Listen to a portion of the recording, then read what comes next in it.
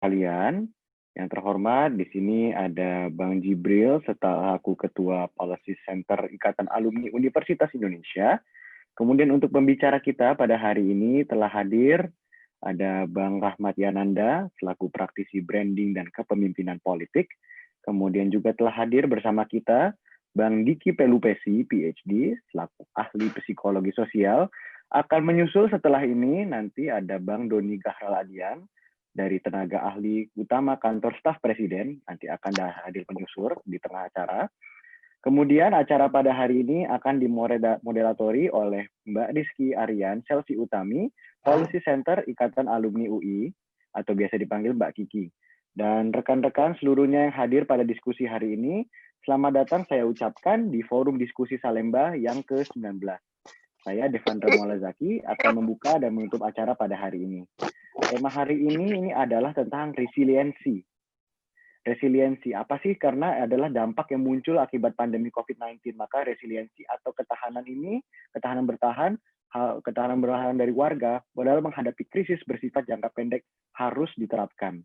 Walaupun jangka pendek, tapi pemimpin harus tampil ke depan memadukan kepemimpinan warga dan kepemimpinan pemerintah dalam wujud solidaritas terpimpin. Ini sama seperti policy paper yang kita terbitkan beberapa waktu lalu, beberapa minggu lalu. Memang kami menginginkan adanya wujud solidaritas terpimpin sebagai salah satu saran bagi pemerintah. Kemudian apa aja sih wujud solidaritas terpimpin yang mampu membantu masyarakat menghadapi krisis akibat pandemi ini? Maka dari itu, Iluni UI melalui Policy Center mengadakan forum diskusi yang bertemakan peran negara, kepemimpinan, dan resiliensi komunitas dalam menghadapi pandemi COVID-19. Selanjutnya saya akan menjelaskan peraturan yang berlaku untuk webinar pada hari ini. Yang pertama, peserta dilarang untuk menimbulkan keributan atau kegiatan yang dapat mengganggu jalannya diskusi. Diharapkan bagi peserta untuk selalu mengaktifkan mode mute dan mematikan video peserta. Kemudian yang kedua, sesi tanya jawab akan dimulai setelah selesainya jalannya presentasi. Bagi peserta yang ingin bertanya dan tidak menunggu selesainya presentasi, bisa langsung mengajukan pertanyaan yang berada di fitur chat pada panel bawah aplikasi Zoom. Acara pada hari ini dapat pula disaksikan melalui YouTube channel Iluni UI. Oleh karena itu, jangan lupa pula untuk mensubscribe YouTube channel kami. Baik, tanpa berpanjang kata, mungkin kita bisa langsung masuk ke pemaparan materi dari masing-masing pembicara. Mungkin akan dibuka terlebih dahulu kepada Mbak Kiki untuk membuka dan memandu jalannya acara pada hari ini. Kepada Mbak Kiki dipersilakan. Baik, Devan. Terima kasih, Devan. Ya, sebelum kita mulai untuk penyampaian materi oleh para pembicara, saya ingin menyapa terlebih dahulu. Selamat pagi, Bang Rahmat, Bang Jibril, Bang Diki, dan belum hadir Bang Doni ya, gitu. Oke, perkenalkan nama saya Rizky Aryan Selvi, biasa orang panggil saya Kiki ya Pak. Ya Bang, dulu saya waktu di UI sempat kuliah di Sastra Inggris FIB UI angkatan 2014, sekarang sebagai mahasiswa magister di kebijakan publik di Public Policy in School of Government Public Policy begitu. Oke, hari ini selaku saya sebagai moderator akan memandu jalannya diskusi, dan tentunya hari ini sudah ada 4 pembicara yang super keren pastinya. Salah satunya Bang Jibril sebagai Ketua Policy Center UI. Ya, semua orang mungkin udah kenal sama Bang Jibril ya. Kemudian ada Bang Rahmat. Bang Rahmat ini seorang yang aktif di political branding juga. So, saya kemarin sempat browsing tentang paper-papernya Bang Rahmat, dan tulisan Bang Rahmat intimidating sekali karena tesisnya ada yang sampai 400 halaman di situ. Ya, ya saya cukup interest juga nih, nanti mungkin bisa di-share lagi terkait dengan cerita city brand identity mungkin, atau tentang kepemimpinan daerah, bagaimana kepemimpinan pengelolaan pandemi pusat ke daerah. Nanti mungkin Bang Rahmat akan sharing materinya begitu. Kemudian ada Bang Diki. Halo Bang Diki. Halo. Iya, Bang Diki yang saya tahu dari teman saya Mbak Ibe, kalau ingat nih. Iya, beliau ini adalah sedikit dari orang-orang yang punya PhD di Community Psychology. Benar begitu, Bang? Kurang lebih begitu. Oh iya. Oke. Iya. Sebenarnya saya sendiri sebagai moderator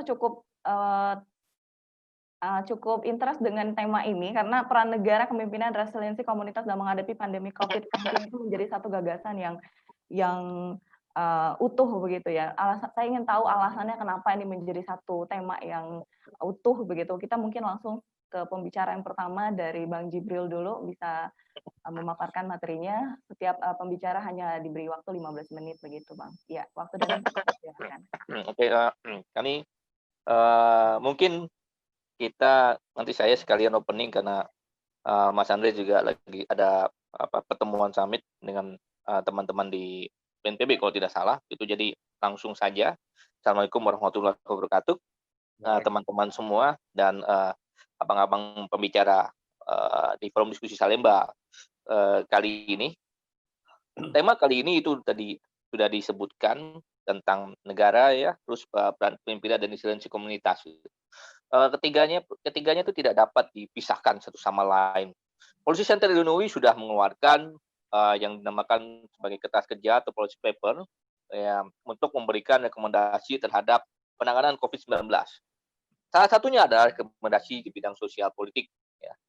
Di bidang sosial politik itu ada satu rekomendasi yang disebutkan bahwa harus adanya, kami menyebutnya sebagai solidaritas terpimpin, ya, yaitu kombinasi antara kepemimpinan kolaboratif dan juga fenomena solidaritas sosial yang ada di masyarakat. Gitu. Kami menyadari bahwa dalam keadaan seperti ini, ya, kita menghadapi ancaman yang baru gitu yang ada di masyarakat. Setiap negara berupaya untuk menemukan bagaimana format negara dan komunitas masing-masing untuk menghadapi yang namanya pandemi COVID-19. Di dalam policy paper, kalau juga teman-teman baca, kami juga sudah membandingkan dengan dua negara di Asia yang dianggap ya cukup relatif berhasil untuk menangani pandemi COVID-19, yaitu China dan Korea Selatan. Kami mengambil posisi bahwa Indonesia harus punya jalan tersendiri, yaitu tadi namanya solidaritas terpimpin. Nah, kombinasi dari kepemimpinan kolaboratif dan solidaritas sosial harusnya melahirkan pola-pola penanganan yang efektif dalam menghadapi pandemi COVID-19. Tetapi setelah 3 bulan, 2 bulan ya setelah policy paper kita, kami meluncurkan itu awal Mei, sekarang sudah hampir awal bulan Juli, tampaknya korelasi antara ketiganya ini belum terjalin dengan baik. Kita belum melihat sebuah pola-pola kepemimpinan yang kolaboratif gitu ya, yang cukup bermakna untuk mendengarkan TikTok antara yang di masyarakat ya, fenomena solidaritas sosial yang ada gitu, yang sejak bulan Maret itu mulai marak. Tetapi kita lihat bahwa itu tadi resiliensi komunitas itu kan harus dipimpin begitu. Yang sekarang ada ini jangka pendek semua. Nah, itu belum kita lihat begitu.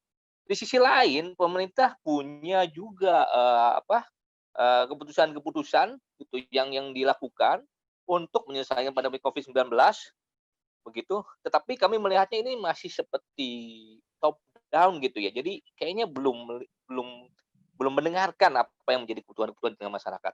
Tulisan Bang Diki Pelupesi baru-baru ini di The Conversation misalnya, ya, teman-teman bisa melihat itu membahas tentang fenomena ini yang terjadi selama 3 bulan ini belakangan, kok jadi terasa top down sendiri begitu ya.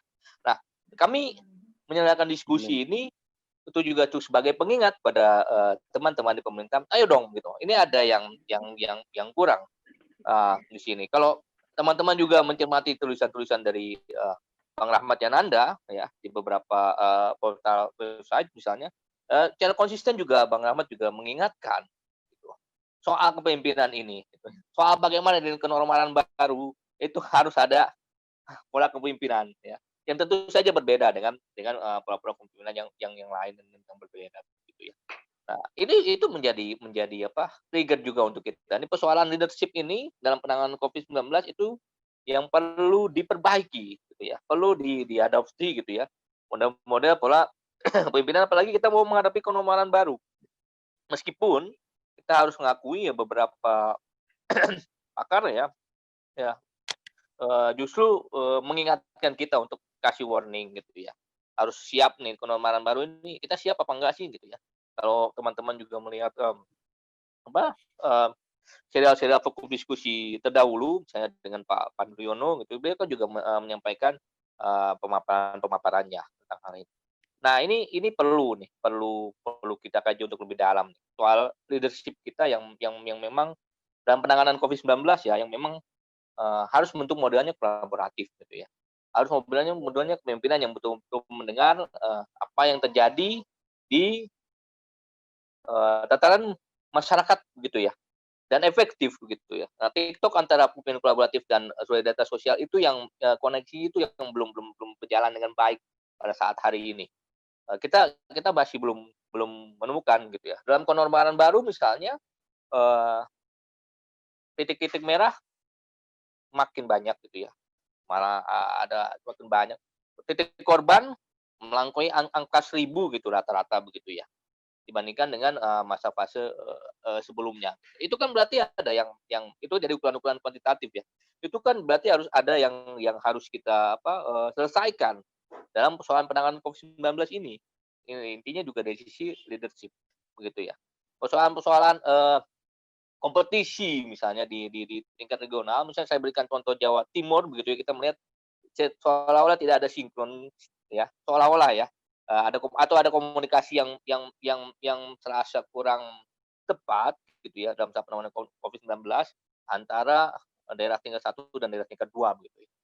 Ini kan harus diselesaikan juga, dan kehadiran teman-teman di leadership di national level itu juga tuh harus menjangkau gitu ya, harus bisa diterapkan secara model kolaboratif dan orang-orang bisa mendengar apa yang terjadi, keluhan-keluhan di tingkat bawah.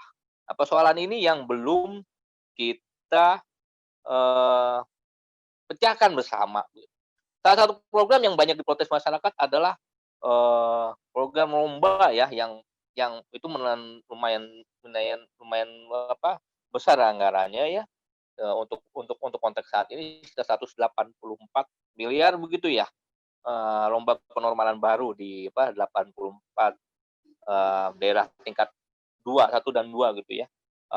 Itu menjadi kritik di tengah masyarakat. Perlu nggak sih gitu hal-hal semacam itu gitu?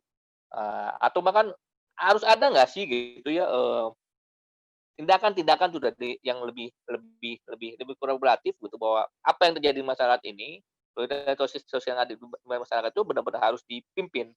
Nah, saat ini seolah-olah kebijakan pemerintah berjalan satu sisi, solidaritas sosial di masyarakat itu berjalan di sisi yang lain gitu ya. Ini nggak ketemu gitu.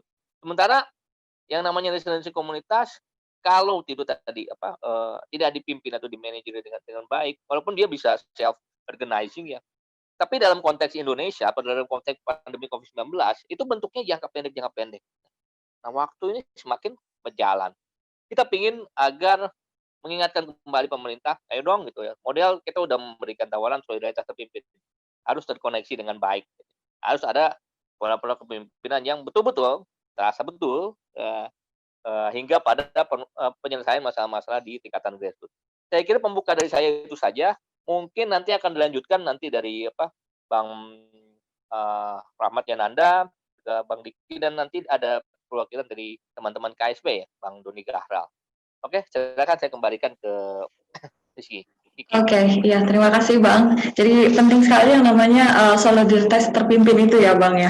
Jadi memang kita sesama komunitas memang harus membangun namanya resiliensi itu. Oke, berikutnya mungkin akan dilanjutkan oleh pembicara berikutnya Bang Rahmat Yananda. Waktu dan tempat dipersilahkan Bang. Terima kasih Kiki. Izin yang lainnya. Isu ini sebenarnya isu yang itu orang menyebutnya sebagai national imperatif, bahwa sebuah bangsa harus memiliki resiliensi gitu loh. Jadi isu ini bukan isu ketika Anda tertimpa disaster, pandemik, atau bukan seperti itu. Ini menjadi bagian dari sebuah karakter atau identity dari sebuah bangsa. Nah, paling sederhananya di tingkat komunitas, karena kita punya identitas atau namanya komunitas itu kan basisnya tempat ya, kecuali kalau komunitas virtual ya, atau komunitas profesi kan basisnya memang lain. Yang kita bicarakan kan basis komunitas berbasis tempat saat ini. Di situ di tempat itu ada namanya place attachment, di mana di situ ada identity, di situ ada social capital. Jadi sebenarnya resiliensi itu imperatif sifatnya, bahwa sebuah kelompok dalam skala regional dengan satu homogenitas tertentu harus memiliki resiliensi. Resiliensi itu sebuah keterampilan sebenarnya. Sebuah konsep tentang keterampilan berhadapan dengan yang namanya situasi yang dinamis, situasi yang kalau saya menyebutnya sebagai complex adaptive system, atau saya sangat suka memakai metafor complexity theory dalam pemahaman tentang resiliensi, maka dalam tulisan-tulisan saya selalu mengangkatnya bahwa kita ini sekarang berada dalam realitas yang tidak simple, tidak complicated, tapi kompleks dan chaos. Makanya saya kadang-kadang suka memakai metafor butterfly effect untuk melihat bagaimana sebuah masalah kecil bisa berkembang jadi besar yang tumbuh secara non-linear. Nah, salah satunya pandemi. Bagaimana dari Wuhan itu beberapa bulan yang lalu tiba-tiba dia mengglobal dan sekarang menyerang seluruh ke penjuru dunia, dan tiba-tiba Indonesia terpapar dengan saya bilangnya begini ya. Ini sesuatu yang mesti kita diskusikan secara serius menurut saya. Numbers ya, angka ya. Jadi kita itu kalau dibandingkan angka positif dan angka meninggal dengan negara lain itu kita nggak terlalu besar gitu dibandingkan yang lain ya. Tapi skala masalah yang muncul dengan angka yang korban sebegitu tuh sangat berat gitu loh. Sangat berat itu artinya apa? Dampak sosial ekonominya sangat luas. Tapi kita selalu klaim kita tuh punya angka dan numbers yang biasa-biasa saja. Tapi kenapa kita seperti lumpuh menghadapinya? Itu suatu logik yang mesti kita telisik lagi apa yang terjadi di belakang itu gitu loh. Nah, pengakuan kita, angka kita biasa, yang terpapar positif itu normal saja dibandingkan dengan negara lain, korban meninggal juga relatif dibandingkan lain, tapi dampak sosial ekonominya besar sekali. Negara kita 3 bulan saja sudah nggak sanggup ngongkosin apa-apa gitu kan, membebankan ini ke sana ke rakyat. Itu bagian dari resiliensi sebenarnya, national imperatif, bahwa jadi resiliensi itu memanjam, jadi awal dari konsep resiliensi itu meminjam konsep dari yang namanya teknik atau engineering, dipinjam oleh teman-teman dari domain ekologi atau biologi, kemudian berkembang di sosial sampai sekarang. Jadi kemampuan kita untuk kembali ke titik equilibrium, kan gitu resiliensi itu kan, kembali ya, orang menyebutnya bounce back. Kalau saya nambahkan bounce forward, jadi tidak hanya sekedar kembali ke titik equilibrium, tapi lebih maju lagi kan gitu. Jadi dasar-dasar dari mengapa kita memahami resiliensi itu karena ada situasi yang tidak normal, yang membuat kita harus mengembalikannya ke kenormalan itu. Pertanyaannya back to normal atau back to normal atau to the new normal. Seringkali teman saya Bang Nongki bilang yang terjadi itu back to normal, bukan new normal. Saya hampir sepakat dengan itu karena memang kenyataannya begitu. Sekarang ini kita hidup dalam situasi pandemi plus pakai masker, plus cuci tangan. Tapi tidak ada tuh perubahan mindset. Padahal resiliensi itu membutuhkan perubahan mindset. Makanya ada yang namanya resiliency thinking leadership. Itu harus kita punyai. Pemimpin harus punya itu. Mengapa? Karena dia kemudian bisa membuat yang namanya resiliency governance. Tidak ada governance tentang terkait resiliensi tanpa sebuah model berpikir yang dikembangkan. Itu masalah terbesarnya. Jadi governance resiliency yang diharapkan JIPS itu, yang disebut dengan soliditas terpimpin itu, kan governance itu salah satunya ada aktor yang menggerakkan kan, itu yang disebut sama JIPS itu soliditas terpimpin itu. Governance itu mesti punya model berpikirnya. Apa itu model berpikirnya? Mindsetnya apa? Nah di luar itu baru kita bicara lagi dari mana kita meminjam konsep itu dari social ecological system yang kemudian lebih luas lagi itu namanya complex adaptive system. Nah problemnya kita masih berpikir dalam hal-hal linear saat ini. Padahal masalahnya itu udah non-linear. Itu kegagalan pertama kita berpikir tentang pandemi. Kenapa? Karena policy proses itu secara dari pusat ke daerah itu sifatnya tuh hierarkis dan linear. Itu masalah dalam menghadapi suatu situasi yang dinamis karena adaptability memiliki keterbatasan. Kita nggak mampu bertindak adaptif kalau terlalu banyak kerangka yang diarahkan. Misalnya tadi yang JIPS bilang soal Depdagri menginisiasi sebuah anggaran tentang bagaimana policy new normal yang baik itu, tapi dimulai dengan pembuatan video gitu loh. Depdagri kemarin sebenarnya sudah memberikan penjelasan yang cukup komprehensif soal itu ya menurut saya. Policy-nya bagus ya, tapi packaging-nya aneh gitu loh. Itu menurut saya packaging-nya aneh. Dan ini merata dari awal pandemi sampai sekarang, pemerintah tuh doyan banget bikin symbolic action. Pada symbolic action itu di belakangnya harus ada substansi. Di belakang substansi itu harus ada strategi. Tapi mendadak tuh suka simbolik, mendadak simbolik gitu loh. Makanya saya pernah menulis, saya sebut itu sebagai publicity stunt.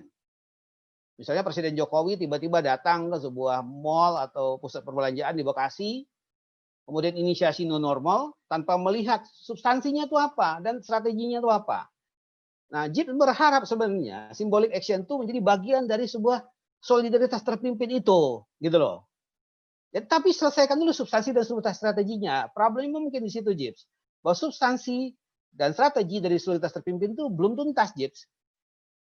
Dan dalam situasi yang namanya berpikir adaptability, itu nggak bisa sentralistik. Itu mesti muncul dari bawah. Gitu loh. Jadi muncul dari bawah, bagaimana kemudian dinamika di bawah itu bisa diselaraskan. Bukan diarahkan, loh. Ingat loh, diselaraskan. Jadi pemimpin di era pandemi itu pemimpin yang berperan sebagai seorang orkestrator. Oke? Jadi saya pernah terngiang-ngiang sedikit yang dikatakan oleh pemimpin revolusi dulu bahwa ketika datang air bah, tugas Anda itu bukan mendamnya, tapi membuat drainase untuk mengalirkannya sehingga dia produktif. Kalau mendam sebuah air bah, hanya menunggu waktu saja Anda akan dam itu akan rubuh. Tapi ketika Anda mengalirkannya, dia akan jadi produktif karena dinikmati oleh banyak orang. Nah, pandemi itu mesti co-constructed, cohabituat. Jadi ketika Anda mengalami krisis, Anda mesti kohabituasi, bareng-bareng gitu loh. Nah, kemudian realitas yang dimunculkan itu co-constructed, bersama-sama. Nggak bisa nggak? Ini saatnya demokrasi yang deliberatif itu dipraktikkan. Ini saatnya. Jadi cara-cara yang, jadi gini, kalau ada pemimpin yang mengedepankan komunikasi, dia sudah punya rencana untuk melakukan frame. Framing itu bagian dari apa? Itu bagian daripada pengontrolan terhadap dinamika situasi. Nah, ini kan nggak bisa begitu. Faktanya sekarang, saya pernah menyampaikan dan menulis bahwa pemimpin daerah yang lebih adaptabel menghadapi masalah ini. Misalnya Kang Ridwan Kamil gitu ya, secara cepat memilih tes massal, ya.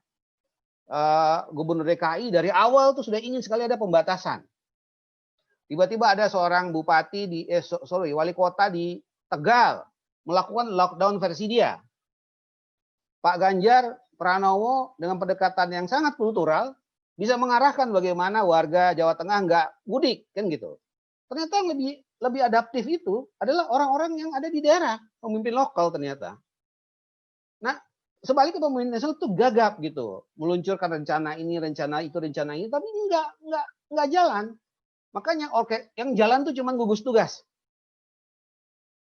Gugus tugas itu menurut saya dengan tampilannya yang sangat hati-hati ya, itu kan wajah publiknya daripada seharusnya jadi wajah publik satu-satunya pemerintah pusat. Karena dia punya standar komunikasi krisis, standar komunikasi resiko. Seringkali kita mengacaukan antara krisis dan resiko. Gitu loh. Padahal kalau kita nggak paham resiko, maka masuklah kita ke dalam krisis. Kan gitu. Nah, gugus tugas itu punya kehati-hatian itu. Yang menjadi kemudian model komunikasi di daerah. Itu yang saya suka tuh. Cara gugus tugas berkomunikasi diimitasi oleh pemerintah daerah. Sehingga kemudian ada kehati-hatian di situ. Kalau orang kemudian kesel dengan penampilan Pak Yuri tiap sore, kalau saya mulai merasa itu berdampak baik kepada komunikasi di daerah. Mengapa? Orang mulai hati-hati. Masalah data tentu harus keroyokan gitu loh, nggak bisa data dari satu tempat. Bahwa kalau kita punya masalah data itu bukan hal baru.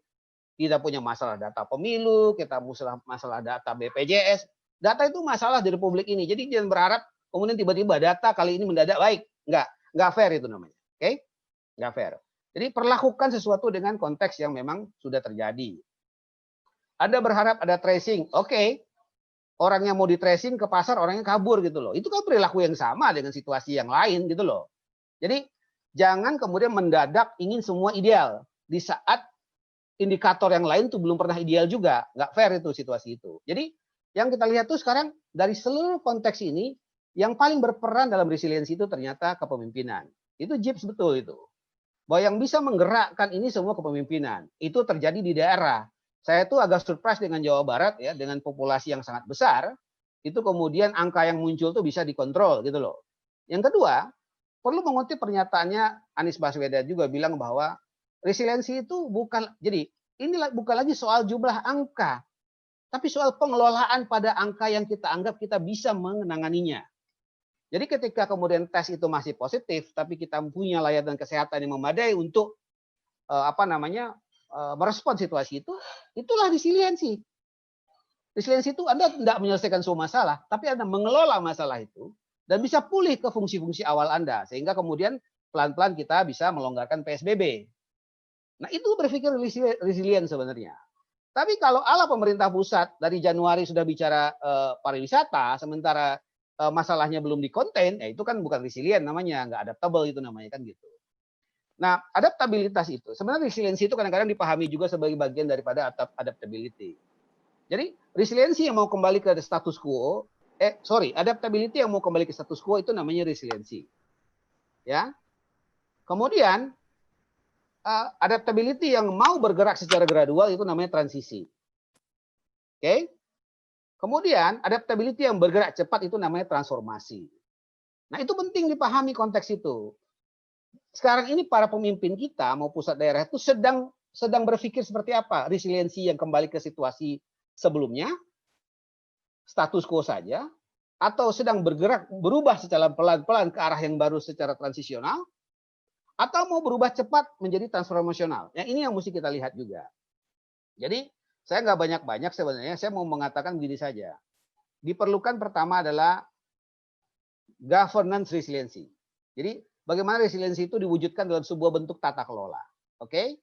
Oleh karena itu harus ada yang namanya thinking model resiliensinya itu. Leadership resiliency thinking itu harus ada. Agar apa? Agar lingkungannya dan kompleksitas itu bisa dikelola, bisa diadaptasikan. Karena gini, apa beda simple, complicated, dan kompleks ya misalnya? Ini yang memang menjadi dasar ya model thinkingnya itu. Anda selalu bicara best practice kalau situasi itu simple. Nah, itu yang dilakukan oleh pemerintah pusat saat ini. Mereka selalu mengedepankan ini best practice, best practice, best practice. Ini masalahnya bukan simple.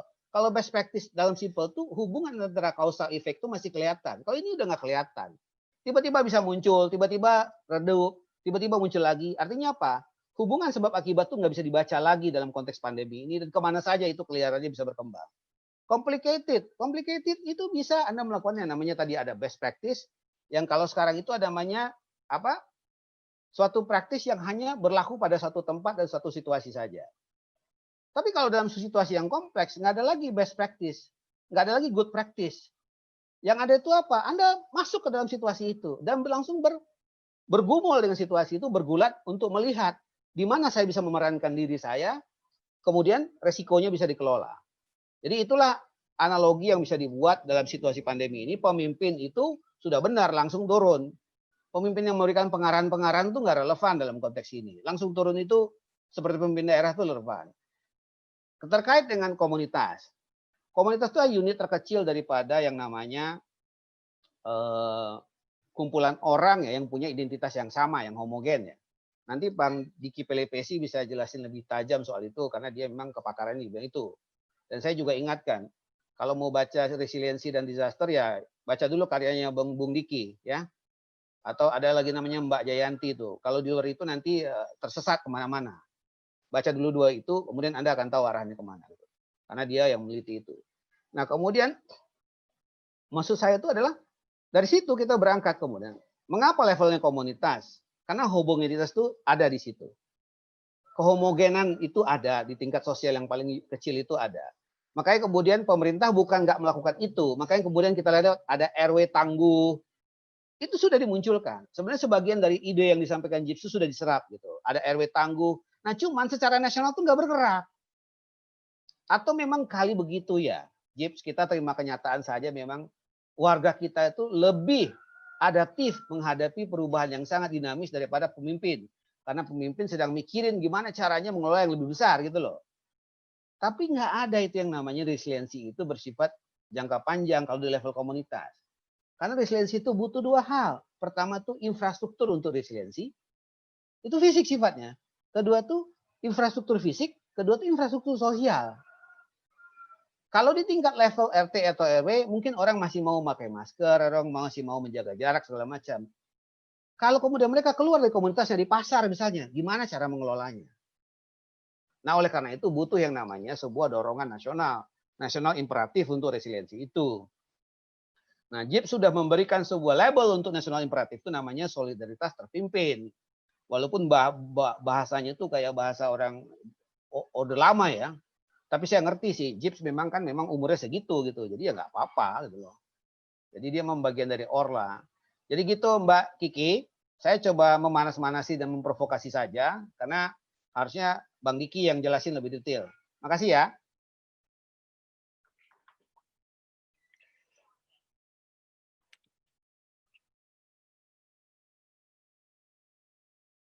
Ya, terima kasih Bang Rahmat atas pemaparannya, sangat menarik sekali. Jadi memang perlu ada yang namanya resiliency thinking leadership ya, dan dorongan solidaritas terpimpin itu. Oke, untuk tahu lebih mendalam tentang resiliency community, kita bisa ajak Bang Diki untuk sharing materinya, ya. Bang Diki, waktu dan materi dipersilakan ya, waktu dan tempatnya dipersilakan. Oke, selamat pagi, Assalamualaikum warahmatullahi wabarakatuh. Salam sejahtera untuk kita semua. Terima kasih Kiki, moderator yang sudah memberikan kesempatan kepada saya. Dan ini tadi pas sekali nih sebetulnya nih, kalimat terakhir dari saya memanggil beliau Bang Mame, Bang Rahmat ini ya. Beliau memprovokasi, saya diminta menjelaskan ya. Jadi memang biasanya memang begitu tuh Bang Rahmat itu ya, menyampaikan lalu kemudian biar orang lain menjelaskan, begitu ya Bang Mame ya? Ya harus begitu soalnya, kalau enggak nanti panggungnya kelebaran buat kita, nggak baik. Ya. Nah, tapi saya perlu sampaikan nih ke Bang Mame dan teman-teman yang hadir. Jadi sebetulnya bisa dibilang 70%, 80% yang mau saya sampaikan itu sama dengan apa yang sudah disampaikan oleh Bang Mame ya. Jadi kalaupun saya diminta menjelaskan, mungkin tidak terlalu menjelaskan karena saya punya sisa 30% dari apa yang sudah disampaikan oleh Bang Mame tadi mencakup 70 bahkan 80%. Tapi oke lah. Saya ingin memberikan tambahan sifatnya melengkapi apa yang sudah disampaikan oleh Bang Rahmat, Bang Mame gitu, dan saya izin untuk share screen ya, Kiki.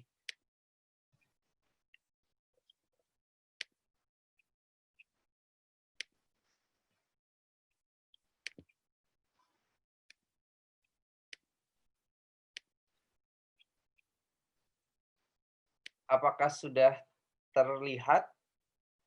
Ya. Baik, saya juga akan memulai dengan tadi yang disampaikan oleh Bang Mame, Bang Rahmat di awal sekali ya. Jadi memang kalau kita membincangkan membahas soal resiliensi itu sebenarnya kita bicara soal metafora ya. Metafora dari satu kondisi original ya, yang kalau kita bicara pembahasan tentang resiliensi itu sebenarnya awalnya di dunia ilmu material gitu ya.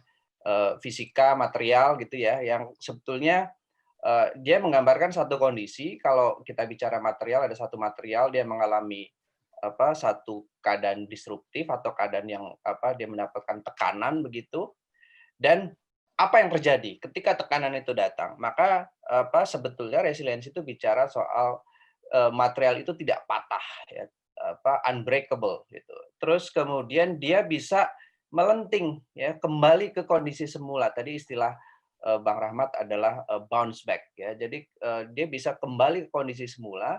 Nah, kalau dalam ilmu fisika, resiliensi itu digambarkan satu keadaan di mana kembali ke equilibrium. Tadi dikatakan oleh Bang Rahmat seperti itu, atau kemudian kondisi homeostasis. Tetapi sebetulnya yang perlu dicatat kalau kita bicara soal resiliensi dan nanti kita membicarakan konsepnya begitu, dia perlu cepat ya supaya kemudian kondisi homeostasis itu atau equilibrium itu tidak terganggu. Tetapi memang kemudian pertanyaannya, kalau kemudian kita bicara resiliensi dalam pengertian non material dan non fisik ya, apalagi kemudian kita kaitkan dengan kondisi pandemi ya, kita bicara soal konsep resiliensi secara sosial, ini yang kemudian menjadi pertanyaan. Bagaimana kita melihat situasi? Dan tadi saya sepakat sekali bahwa sebetulnya kalau kita memandang resiliensi dari sudut pandang non ilmu material dan non ilmu fisika ya, secara sosial, kita harus paling tidak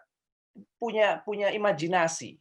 Menurut saya penting sekali berimajinasi. Apakah kemudian kita resilient dalam pengertian kembali normal, tadi bahasa Bang Rahmat adalah status quo, atau kemudian kita bicara resiliensi itu dalam konteks kita akan menciptakan transisi atau bahkan transformasi. Itu yang saya sepakat sekali ya, dalam satu buku yang saya tulis tentang Indonesia, book chapter itu saya menggunakan konsep resiliensi sebagai bounce forward ya. Jadi dia bukan kembali ke situasi normal, tetapi dia maju ya, dan dia menciptakan satu kondisi baru ya, yang kemudian kita bisa katakan ya, kalau itu mau istilah normal ya new normal gitu, bukan kembali normal dalam pengertian status quo gitu, tetapi normal dalam pengertian yang progresif, yang transformatif. Nah, menurut saya kalau kita bicara resiliensi sosial ya, menurut saya ini kemudian kita harus punya imajinasi ini ya.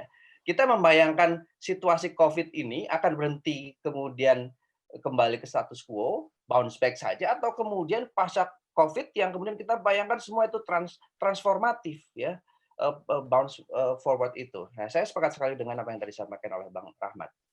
Nah, oke. Nah, ini saya melengkapi juga ya pertanyaan yang tadi juga sudah dibahas oleh Bang Rahmat. Kenapa komunitas? Kenapa kita tidak bicara resiliensi itu individual saja atau resiliensi itu kelompok saja, resiliensi itu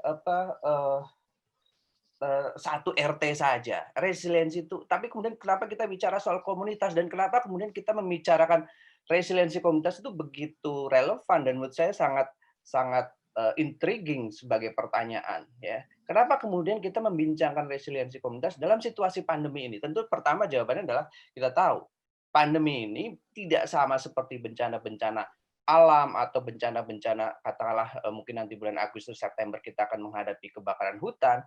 Dia sangat localized ya. Pandemi ini kemudian kita menghadapinya sebagai satu kesatuan Indonesia. Kita tidak bicara hanya Jakarta saja yang kena COVID-19, tapi Papua juga kena, di Aceh kena, dan di mana-mana kena. Nah, ini menurut saya kemudian pertanyaan komunitas itu menjadi penting karena kita bicara komunitas itu memang secara konseptual dikatakan oleh Russell Dines, dia seorang sosiolog kebencanaan ya, untuk ilmuwan sosial ya, kalau kita membincangkan bencana maka kemudian kita bicara entitas apa yang kemudian signifikan dibahas, dianalisis ya, atau kemudian kalau kita bicara mengatasi bencana, menghadapi bencana, menghadapi pandemi COVID-19, entitas apa yang kita perkuat. Nah, memang topik diskusi pagi kita memang membicarakan 3 entitas ya, negara,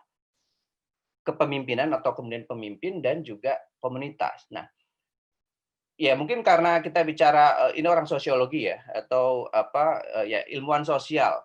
Dia bicara bahwa yang penting itu kita bicarakan, kita analisis adalah komunitas. Dan ini saya terus terang baru membaca belum lama ya satu buku karangan dari seorang ekonom namanya Raghuram Rajan. Dia bilang dalam bukunya pilar ketiga, the third pillar ya. Dia bilang bahwa kalau kita membincangkan society ya, umumnya biasanya kita bicara society itu komponen utamanya adalah market, pasar, dan state, pemerintah, negara. Nah, tetapi dia bilang bahwa sebetulnya membicarakan society itu tidak lengkap kalau kita tidak bicara soal betapa berperannya, betapa kemudian keseimbangan itu akan terjaga kalau kemudian komunitas itu juga kita bincangkan dan kita bicara dalam konteks menghadapi kesulitan, adversity, komunitas itu menjadi penting. Nah, jadi secara teoretik saya bisa katakan dua tokoh ini paling tidak dari sudut pandang saya dia membangun satu fondasi. Kenapa kita membincangkan resiliensi komunitas ya? Tentu saja tadi saya sepakat bahwa itu nanti berkaitan dengan kepemimpinan, dengan pemimpin komunitas, dengan kebijakan dan lain-lain. Tetapi saya ingin mengangkat bahwa penting untuk kita bicara komunitas. Bahkan sebenarnya dalam situasi sekarang ya, kalau kita bicara apakah sebetulnya kita kuat, kita tangguh, kita mendapatkan satu panduan ya, dibimbing, dipimpin ke arah kemudian kita bisa mengatasi ini dengan baik. Kalau kita mempertanyakan bahwa sebetulnya apakah negara punya kemampuan ya kalau kita tidak yakin ya udah kita kembali saja bahwa komunitas itu adalah satu entitas penting yang menciptakan society selain negara dan pasar, kurang lebih begitu yang dikatakan oleh Rajan. Nah, Russell Dines dia menjelaskan lebih lanjut ya. Kalau kita membincangkan soal bencana ya, maka dia bilang the most accurate indicators ya, jadi dampak bencana itu indikator yang paling akurat itu akan dilihat, ditemukan bagaimana sejauh mana komunitas itu beraksi dan beradaptasi. Nah, ini juga sama dengan yang tadi disampaikan oleh Bang Mamek ya. Jadi sebetulnya saya kurang lebih ingin mengatakan oke, di situ ada aktor negara, aktor lain-lain, tetapi sebetulnya kalau kita melihat bencana dari sudut pandang sosial ya, sosiologi bencanaan, maka aktor penting itu adalah komunitas. Dan bahkan bencana itu diukur dia berdampak parah, hebat atau tidak, itu dilihat dari bagaimana komunitas beraksi dan beradaptasi terhadap situasi yang dihadapi komunitas. Nah, kemudian menurut saya juga perlu saya sampaikan bahwa kalau kita membicarakan bencana itu adalah satu peristiwa yang dialami secara kolektif. Hari-hari ini kita mengatakan pandemi COVID-19 sebagai bencana karena dia dirasakan sebagai satu peristiwa yang menerpa kita semua sebagai satu kolektivitas. Ya. Maka sudah menurut saya jelas ya, tesis saya jelas nih ya gitu, bahwa memang kemudian kita harus melihat komunitas itu adalah bahkan menurut saya aktor terpenting ya dalam menghadapi, menanggapi wabah pandemi COVID-19 ini. Oke, kita punya negara, negara punya kebijakan ya, tetapi kita tidak bisa mengharapkan sepenuhnya kepada negara ya. Tetapi juga bukan berarti negara bisa lepas tangan begitu saja. Nah, itulah kemudian kita bicara pemimpin dan kepemimpinan ya. Bagaimana sebetulnya negara lewat pemimpinnya atau kepemimpinannya itu kemudian menguatkan komunitas, memampukan komunitas bisa beraksi dan beradaptasi mengatasi satu peristiwa yang dialami secara kolektif ini. Nah, artinya apa? Ya, jadi sebetulnya ini kan sebenarnya orang bicara kita akan selesai menghadapi wabah ini, ada yang bilang September, ada yang bilang Oktober, ada yang bilang Desember. Ya, kalau kita lihat negara tetangga New Zealand dia udah selesai sebulan yang lalu. Ya, kita masih nggak tahu gitu, karena kemudian kita juga artinya sebetulnya tidak bisa membayangkan bahwa apakah kemudian kita bisa beraksi dan beradaptasi secara kolektif dengan baik, dengan terorganisir, atau dalam bahasa Bro Gibbs ya, solidaritas yang terpimpin. Ya, jadi menurut saya artinya kalau kita sekarang ini merasa uncertain, tidak yakin kapan kita selesai dengan wabah ini, memang ada persoalan dengan bagaimana kita mengorganisasikan aksi dan adaptasi dari komunitas. Dan itu memang kemudian kita bicara peran negara juga, peran pemimpin juga untuk mengorganisir itu. Nah, oke, artinya kemudian kita juga bicara bahwa komunitas itu harus aktif dan adaptif. Nah, memang tadi saya sepakat sekali dengan Bang Mame ya, kalau kita bicara soal adaptability, kita bicara adaptability yang mau diarahkan kemana orientasinya? Ke status quo, mau pelan-pelan transisi atau transformatif. Nah, menurut saya ya, dan ini kemudian dalam literatur kebencanaan, bencana itu adalah bukan semata-mata dia agen negatif, dia adalah agen positif. Untuk apa? Menciptakan perubahan. Nah, menurut saya memang hari-hari ini kita merasa kewalahan, merasa rasanya pusing 7 keliling, ya. Rasanya waduh, bahkan kita ditanya kapan kita selesai, kita masih nggak tahu gitu. Nah, tetapi sebenarnya kita harus melihat ini sebagai satu opportunity, ya. Kita menciptakan the real new normal. Kalau menurut saya yang sekarang itu ya belum new normal gitu. Kita hanya membahasakan saja, mengistilahkan itu saja sebagai new normal gitu. Tetapi sebetulnya kita belum sampai ke sana karena kita belum sampai ke pasca Covid dan kita belum mendesain apa-apa menurut saya hari ini ya. Menurut saya sebenarnya kalau kita bicara bencana itu sebagai satu kesempatan untuk perubahan, kita harus mendesain dari hari ini, dari sekarang gitu. New normal itu memang nanti akan kita ciptakan sebagai new normal yang transformatif, perubahan real ya gitu. Nah, oke. secara teoretik ya resiliensi komunitas itu bisa diterjemahkan lebih operasional seperti itu, bisa lebih dilihat barangnya seperti apa ya. Dari teori-teori yang saya baca ya, paling tidak ada 3 ya. Satu memang tidak saya tulis di sini, tentu saja resiliensi komunitas itu adalah teori, yaitu satu. Tetapi sebetulnya di luar urusan teori, kita bicara resiliensi komunitas itu adalah sekumpulan kapasitas dari komunitas, a set of capacities of community, ya itu satu. Yang kedua, dia membicarakan soal strategi. Strategi tadi, strategi untuk bounce back atau strategi untuk bounce forward, strategi untuk transformatifnya seperti apa. Nah, menurut saya ini harus kita bincangkan, dan menurut saya Jibril sebagai ketua policy center bisa mendiskusikan ini, merumuskan bentuk yang seperti apa ya, perubahan seperti apa, transformasi seperti apa yang akan diciptakan oleh COVID-19 di Indonesia. Nah, oke, baik.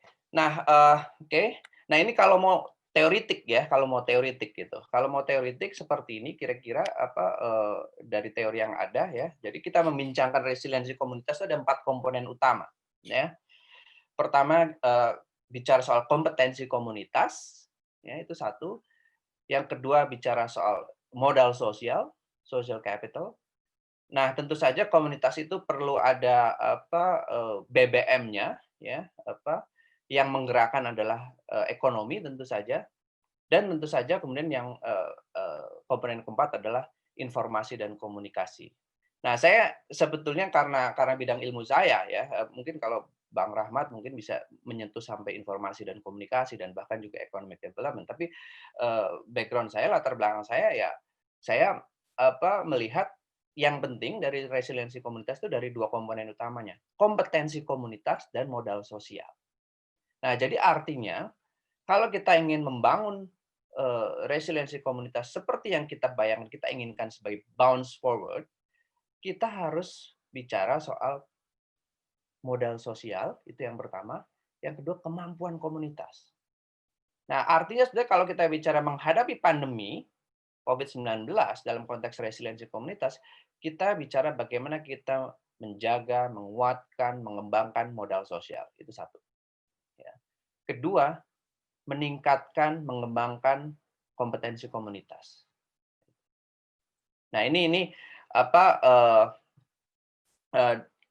secara teoritik seperti itu modelnya. Ya, nanti mungkin dalam diskusi kita bisa eksplorasi lebih lanjut, elaborasi lebih lanjut apa itu social capital dalam konteks pandemi dan community competence. Tapi menurut saya ini menjadi satu kerangka berpikir ya kalau kita ingin membuat kita memang betul-betul resilient menghadapi pandemi COVID-19 ini. Nah, kalau mau diringkas ya gitu. Kalau mau diringkas dari 2 komponen modal sosial dan community competence itu.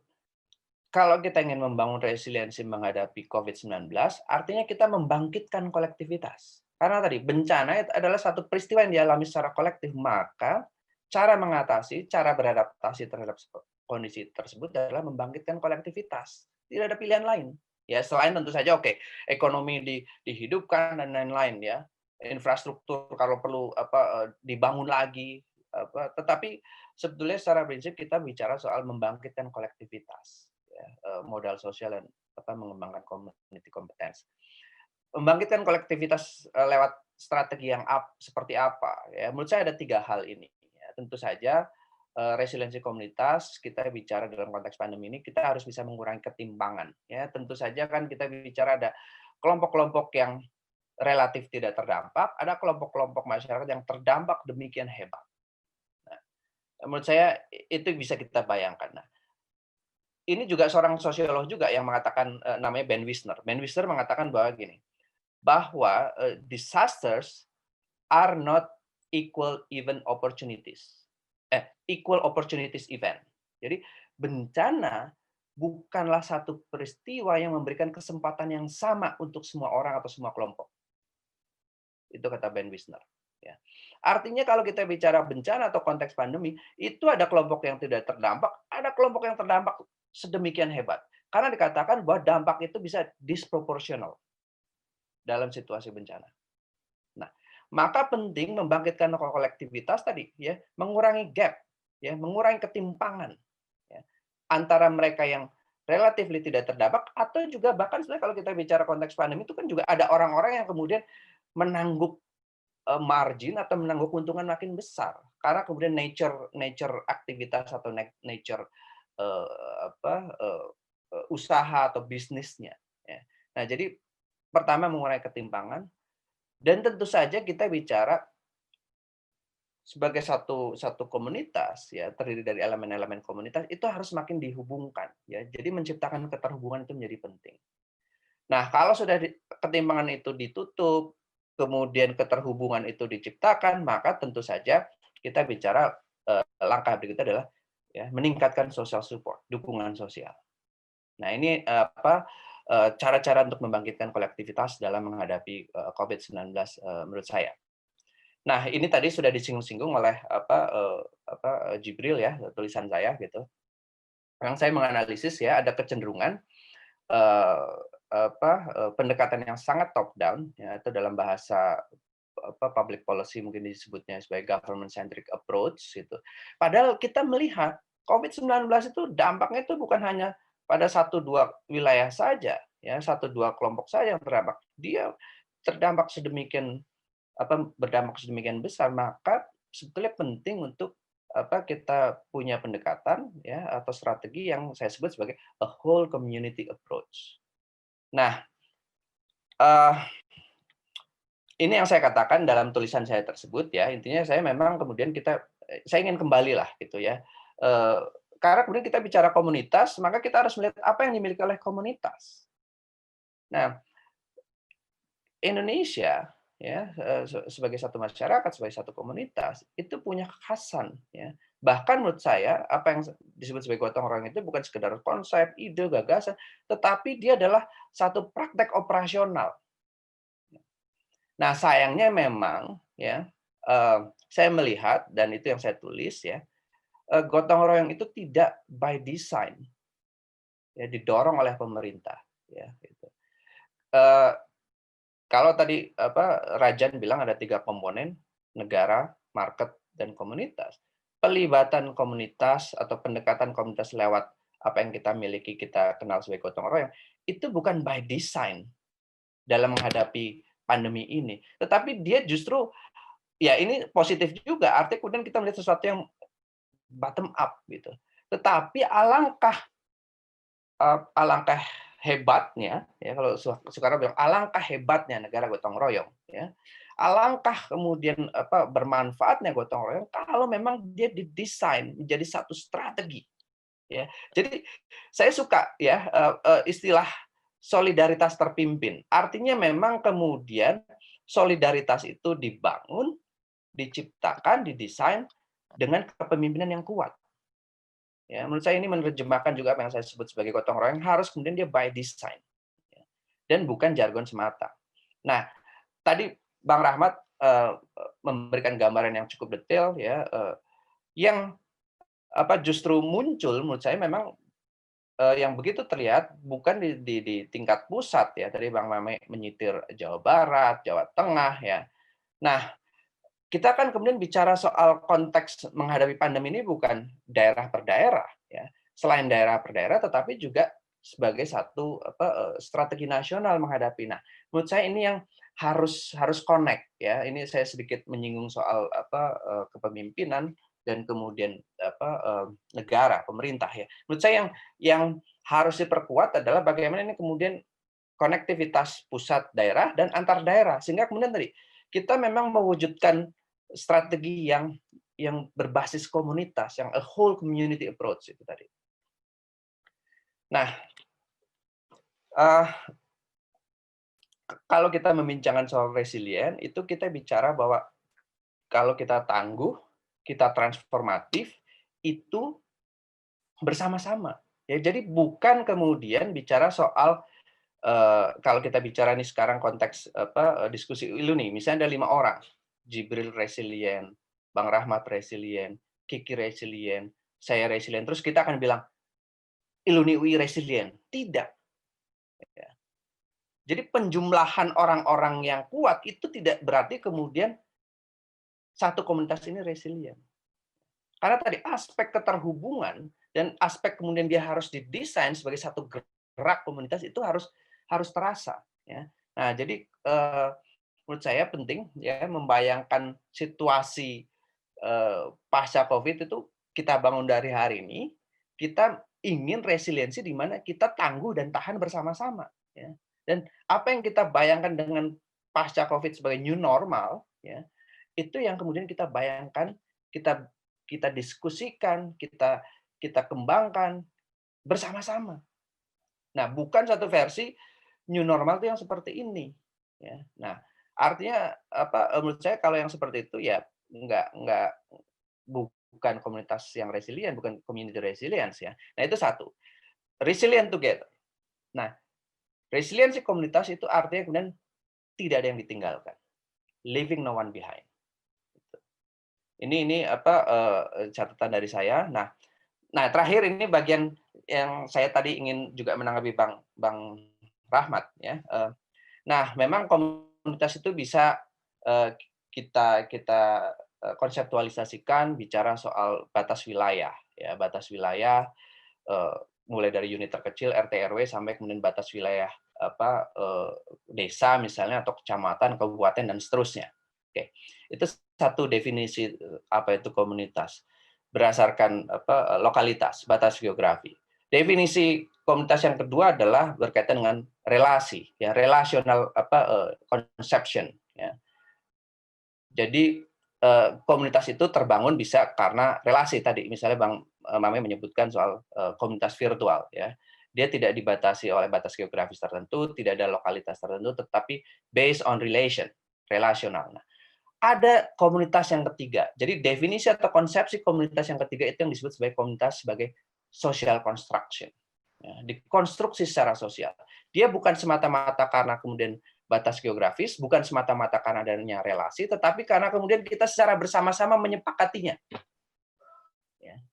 Nah, ini yang saya juga tulis dalam tulisan saya. Ya. Harusnya kita membayangkan resiliensi komunitas, pendekatan sosial, pendekatan komunitas dalam menghadapi pandemi ini harus membayangkan komunitas itu beyond geographical boundaries, beyond relasi.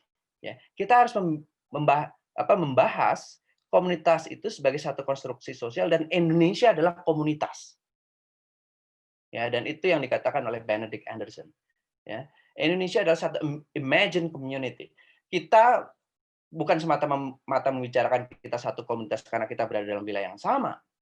Kita satu komunitas bukan karena kita punya relasi, karena 260 juta saya tidak kenal, saya tidak punya relasi dengan satu persatu orang yang kemudian berada dalam wilayah Indonesia yang jumlahnya 260 juta. Yang kemudian membuat saya merasa sebagai bagian dari Indonesia karena kemudian saya mengkonstruksikan secara aktif. Dan itu ada simbol-simbol ya, tadi symbolic action, symbolic interaction dan lain-lain. Nah, artinya sebenarnya saya ingin mengatakan bahwa pandemi ini juga kesempatan. Selain kita bicara soal perubahan, change and transformasi, kesempatan untuk kita bicara merawat Indonesia. Ya. Bicara soal Indonesia itu. Karena Indonesia itu kita tidak kemudian terberi begitu itu saja ya, saya tinggal di wilayah Indonesia, maka saya orang Indonesia, bukan. Gitu. Dia harus dirawat. Nah, dirawat dalam konteks pandemi ya, kita secara aktif bersama-sama warga yang lain, ya, beradaptasi, beraksi, bekerja sama, berkolaborasi, ya. Dengan itu kita lakukan, maka kita sedang merawat Indonesia, merawat komunitas yang bernama Indonesia. Nah, dan menurut saya ini yang saya suka dari pidato Soekarno tanggal 1 Juni 1945, selain tadi dia bilang alangkah hebatnya negara gotong royong, ya. Ya intinya dia bilang bahwa memang gotong royong itu adalah satu bentuk kerjasama, kerja bersama, ya, kita merawat Indonesia. Demikian yang bisa saya sampaikan. Terima kasih. Wassalamualaikum warahmatullahi wabarakatuh. Oke, terima kasih Bang Diki. Poin yang saya bisa simpulkan bahwa sebenarnya kita sebagai sebuah komunitas Indonesia, komunitas yang dimana ini bagian dari konstruksi sosial, kita harus tangguh bersama ya, harus gotong royong begitu. Dan Ya, komunitas Indonesia memang harus tangguh dan tahan banting istilahnya ya, making such a resilient community begitu. Menunggu Bang Doni, sepertinya Bang Doni belum gabung di diskusi kita kali ini. Saya sendiri ingin bertanya ya, Bang. Boleh ya, Bang ya, bertanya moderator. Nah, kalau dari Bang Rahmat nih, kan seringkali kita tahu bahwa adanya keterbukaan ya, tidak ada keterbukaan data gitu ya antara pusat dengan pemerintah, antara pusat dan daerah, maaf. Nah, jadi adanya ketidaksesuaian informasi antara pusat dan daerah ini bisa aja menimbulkan adanya anxiety pada masyarakat. Bagaimana menurut Abang dari kacamata political branding, harusnya informasi yang disampaikan itu bagaimana?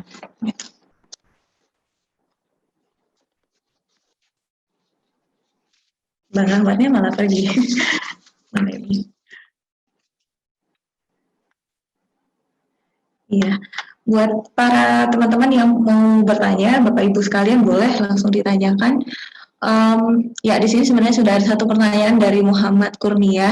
Adakah hubungan resiliensi dengan pemberdayaan dan pengembangan komunitas? Oke.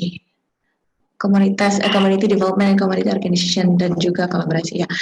Bang Ahmad, ya terkait dengan pertanyaan sebelumnya dari saya, kan kita tahu bahwa adanya ketimpangan informasi baik di pusat maupun di daerah ya terkait dengan anxiety masyarakat. Nah, menurut Abang sendiri gimana nih political branding yang seharusnya disampaikan baik itu dari pusat ke daerah gitu, karena ketidaksesuaian informasi itu membuat orang jadi not really trust to the government kayak gitu.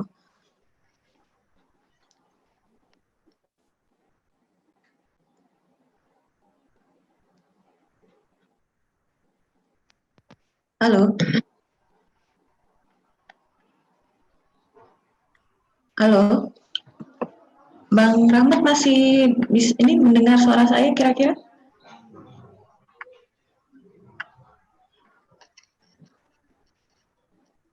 Oke, sepertinya ada problem ya di mikrofonnya ya.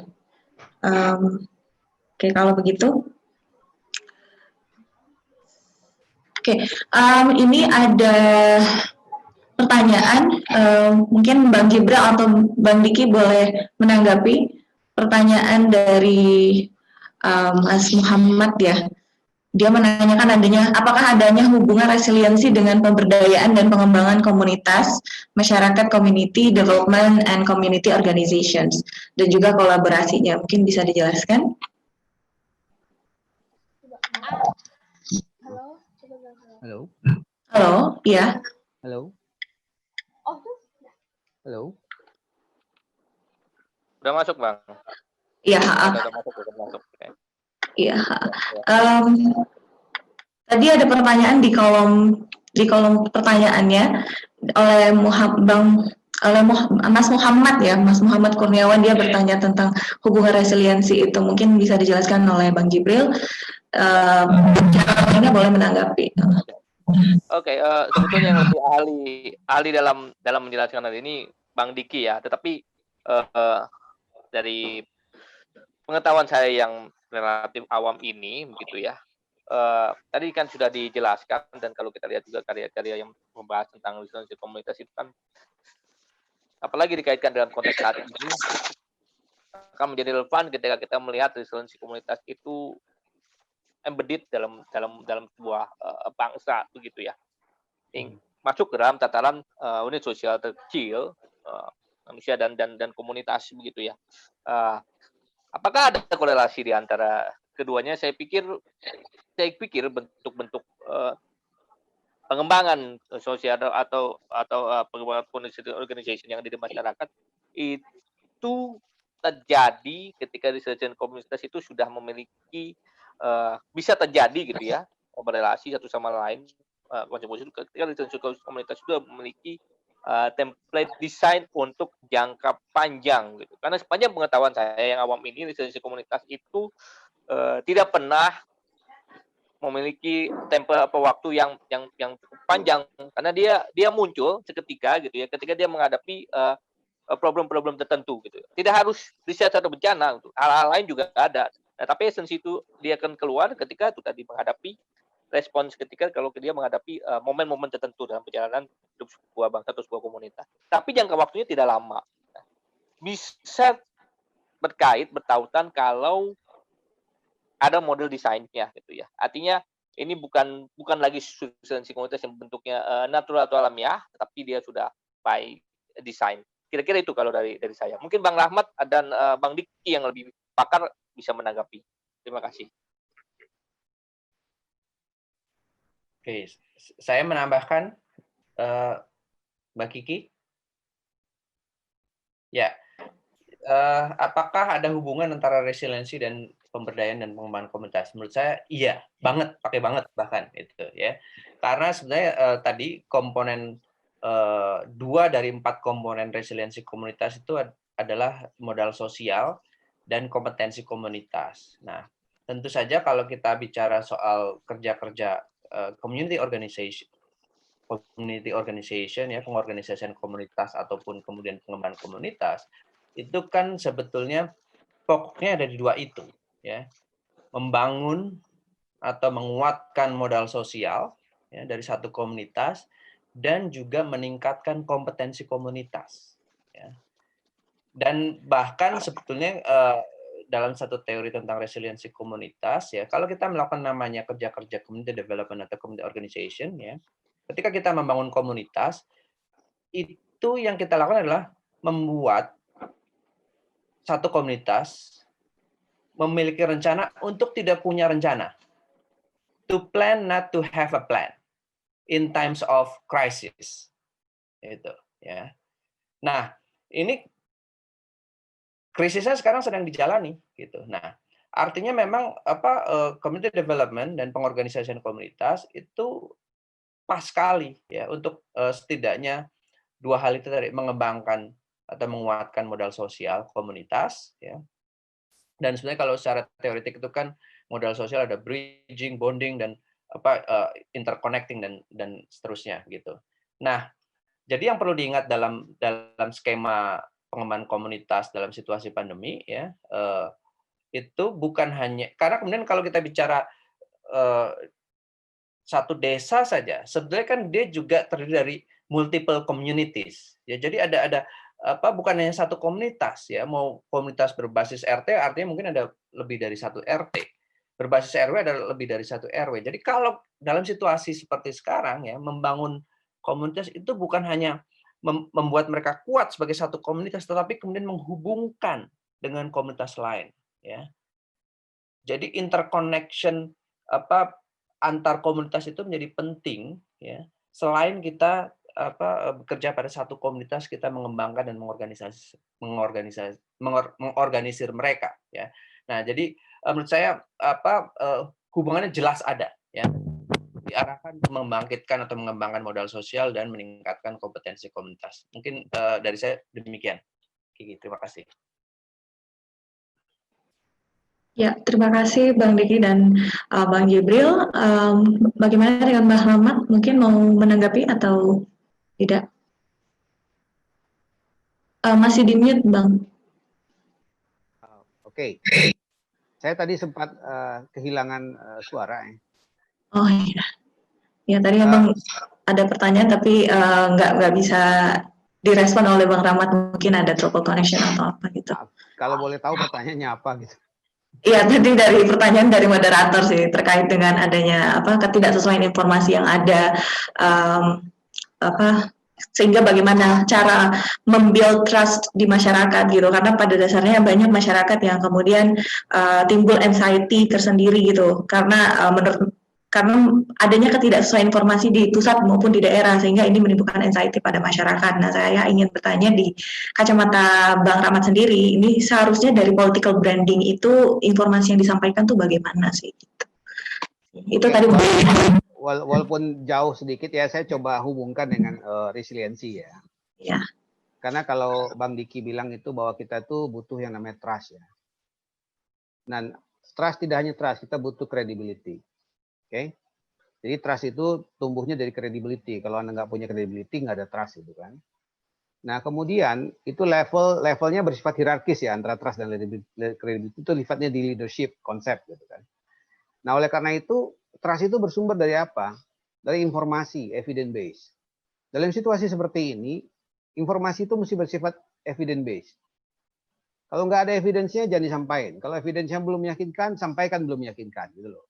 Informasi pun mesti dibedakan antara yang namanya risk information and crisis information. Seringkali kita mengacaukan dua hal ini. Jadi risk information itu persepsi tentang bahaya. Oke? Persepsi tentang bahaya, belum terjadi bahayanya. Kalau krisis itu bahayanya sudah terjadi. Jadi apa yang disampaikan oleh tokoh-tokoh di publik saat ini kita mesti bedakan antara risk information dengan crisis information gitu loh. Nah, ini yang memunculkan trust. Karena pandemik itu selalu diikuti dengan infodemik. Itu sahabatnya itu. Anda nggak bisa bilang hanya ada pandemik, tidak ada infodemik. Infodemik itu bukan sesuatu yang salah. Infodemik itu adalah konsekuensi dari kompleksitas. Ya, ketika orang tidak punya pegangan, orang mencari kemana-mana, apalagi di zaman kemudian orang bisa mengakses dan belajar di mana-mana saja. Kemudian orang mengeluarkan pendapat, itu kan ekspresi kegelisahan, ekspresi ketakutan. Kita menyebutnya sebuah kecemasan yang massal kan gitu. Nah, itu jangan dianggap sebagai suatu keganjilan. Itu sesuatu yang biasa kalau orang melakukan ada suatu pandemi, ada kecemasan massal, kemudian orang bereaksi secara massal juga. Itu normal-normal saja. Itu normal baru yang harus disikapi. Kecemasan massal yang mesti dicarikan solusi atau manajemen komunikasinya. Mengapa kemudian juru bicara kita mesti tampil tiap hari? Itu tujuannya untuk mengelola kecemasan massal itu. Jadi kalau ada yang capek lihat Pak Yuri muncul di sana kayak perolehan medali emas di Asian Games setiap sore itu beda prinsipnya. Prinsipnya adalah bahwa bagaimana mengelola informasi agar kecemasan itu berkurang.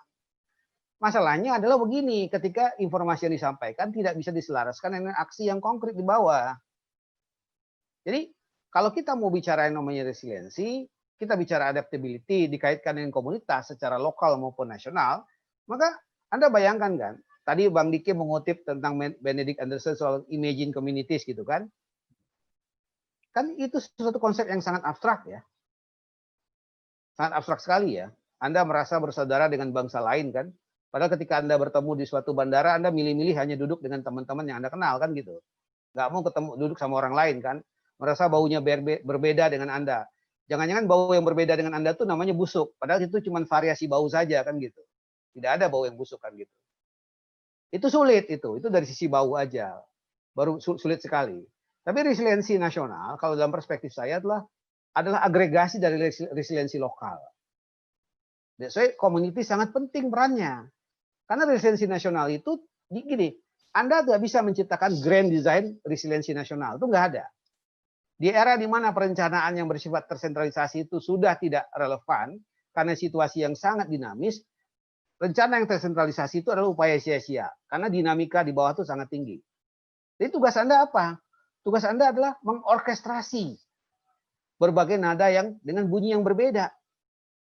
Jadi tugas Anda itu apa? Berorkestrasi. Tugas negara itu mengorkestrasi. Makanya JIP tidak bilang itu sebutnya itu, dia menyebutnya solidaritas terpimpin. Gitu kan? Solidaritas terpimpin itu artinya apa? Anda mesti memahami situasi yang bersifat kontekstual untuk mengagregasinya menjadi sebuah ketahanan nasional.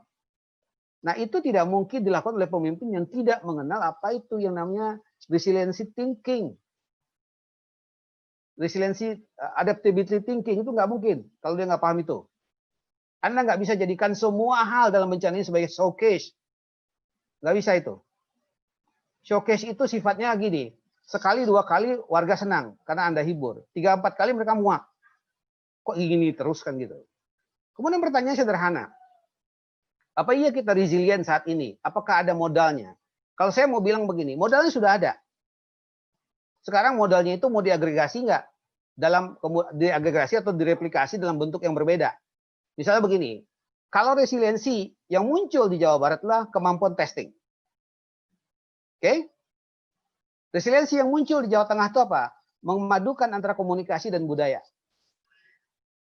Jadi kita lihat tugas pemerintah nasional itu apa? Mengagregasi itu semua model-model resiliensi itu kemudian menugaskan Mas Diki merumuskannya menjadi sebuah desain bersama. Ini loh temuan-temuan kami. Silakan Mas Diki, para akademisi, para ahli kemudian membuat model. Dan modelnya nggak statis, dinamis juga karena setiap saat akan berubah juga. Ya. Coba lihat di negara lain saat ini. Yang namanya buka tutup itu sesuatu yang biasa. Ya kan? Siap nggak bangsa kita hidup dengan itu? Buka tutup gitu. Itu bagian dari resiliensi. Tadinya Anda beradaptasi dengan kalender yang sifatnya 6 hari bekerja, 1 hari libur. Enggak. Sekarang bisa libur, bisa kerja, bisa libur, bisa kerja. Begitu terus menerus. Dan bisa lagi berubah lagi pola minggu depan. Dinamis sekali. Nah, dinamis seperti itu, ketahanannya ada di mana? Di aktor yang melakukannya dan di sistem yang mewadahinya. Gitu. Makanya itu seperti lampu merah kan. Lampu merah itu boleh berubah jadwalnya sesuai dengan masalah yang dia deteksi. Jadi kemampuan adaptasi lampu merah terhadap keruwetan di jalan raya itu mirip dengan society. Jadi pemimpin seperti lampu merah itu. Kalau udah rame Anda jangan 3 menit lagi lampu merahnya, 1 menit cukup. Karena dampak ke belakangnya panjang banget kan gitu. Jadi itu pemimpin, dia mesti ada di satu tempat yang pasti, tapi dia mengirim sinyal yang dinamis, yang orang merasa diarahkan. Orang merasa diberi direction. Masyarakat kita yang guyup itu masih tahapnya begitu. Berharap itu tumbuh dari bawah, itu bagus. Tapi beri kesempatan dan waktu agar itu berproses. Karena begini, kepemimpinan dari bawah itu bukanlah kepemimpinan orang atau aktor. Itu kepemimpinan bersama, kepemimpinan empati, kepemimpinan gerakan gitu loh.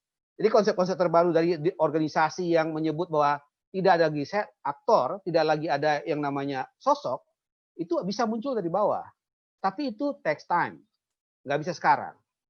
Gotong royong itu udah jadi jargon berpuluh-puluh tahun. Tapi baru sekarang lagi kita merasa memang kita butuhkan. Benar itu adanya gitu loh. Tapi mengapa selama itu menjadi jargon saja? Kemudian sebagian teman-teman sekarang merasa kita punya itu. Jadi itu betul. Itu penemuan bangsa kita yang secara sosial itu yang sering selama ini dipermainkan. Tapi sekarang ternyata dibutuhkan. Nah, tapi butuh pemimpin yang meyakinkan kita bahwa gotong royong itu otentik, bos. Gotong royong itu kita, gitu. Bukan lagi sekedar NKRI atau Pancasila kita, tapi gotong royong itu adalah kita. Kapan kita mulai itu? Nah, itu dimulai dari pemimpin tentunya. Nah, pemimpin dan kepemimpinan itu beda. Pemimpin seringkali merujuk kepada aktor. Kepemimpinan bisa jadi gagasan dan konsep. Gotong royong itu sebuah kepemimpinan. Solidaritas itu sebuah kepemimpinan, gitu loh. Jadi kepemimpinan itu bisa jadi abstrak, sesuatu yang sudah inherent dalam kita, kemudian kita aktivasi, kita munculkan melalui interaksi, ya kan?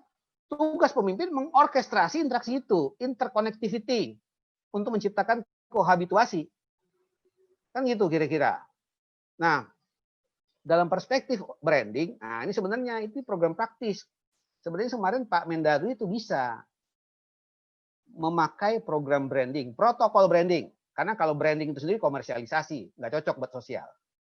Tapi protokol branding boleh kita pinjam untuk pemerintahan. Bagaimana menciptakan sebuah awareness, sebuah perhatian yang tinggi publik terhadap satu isu tertentu. Oleh karena ini, JIPS mesti bikin diskusi baru soal kerangka pemilu kada berbasis isu-isu pandemik. Jadi Desember kita pemilu kada.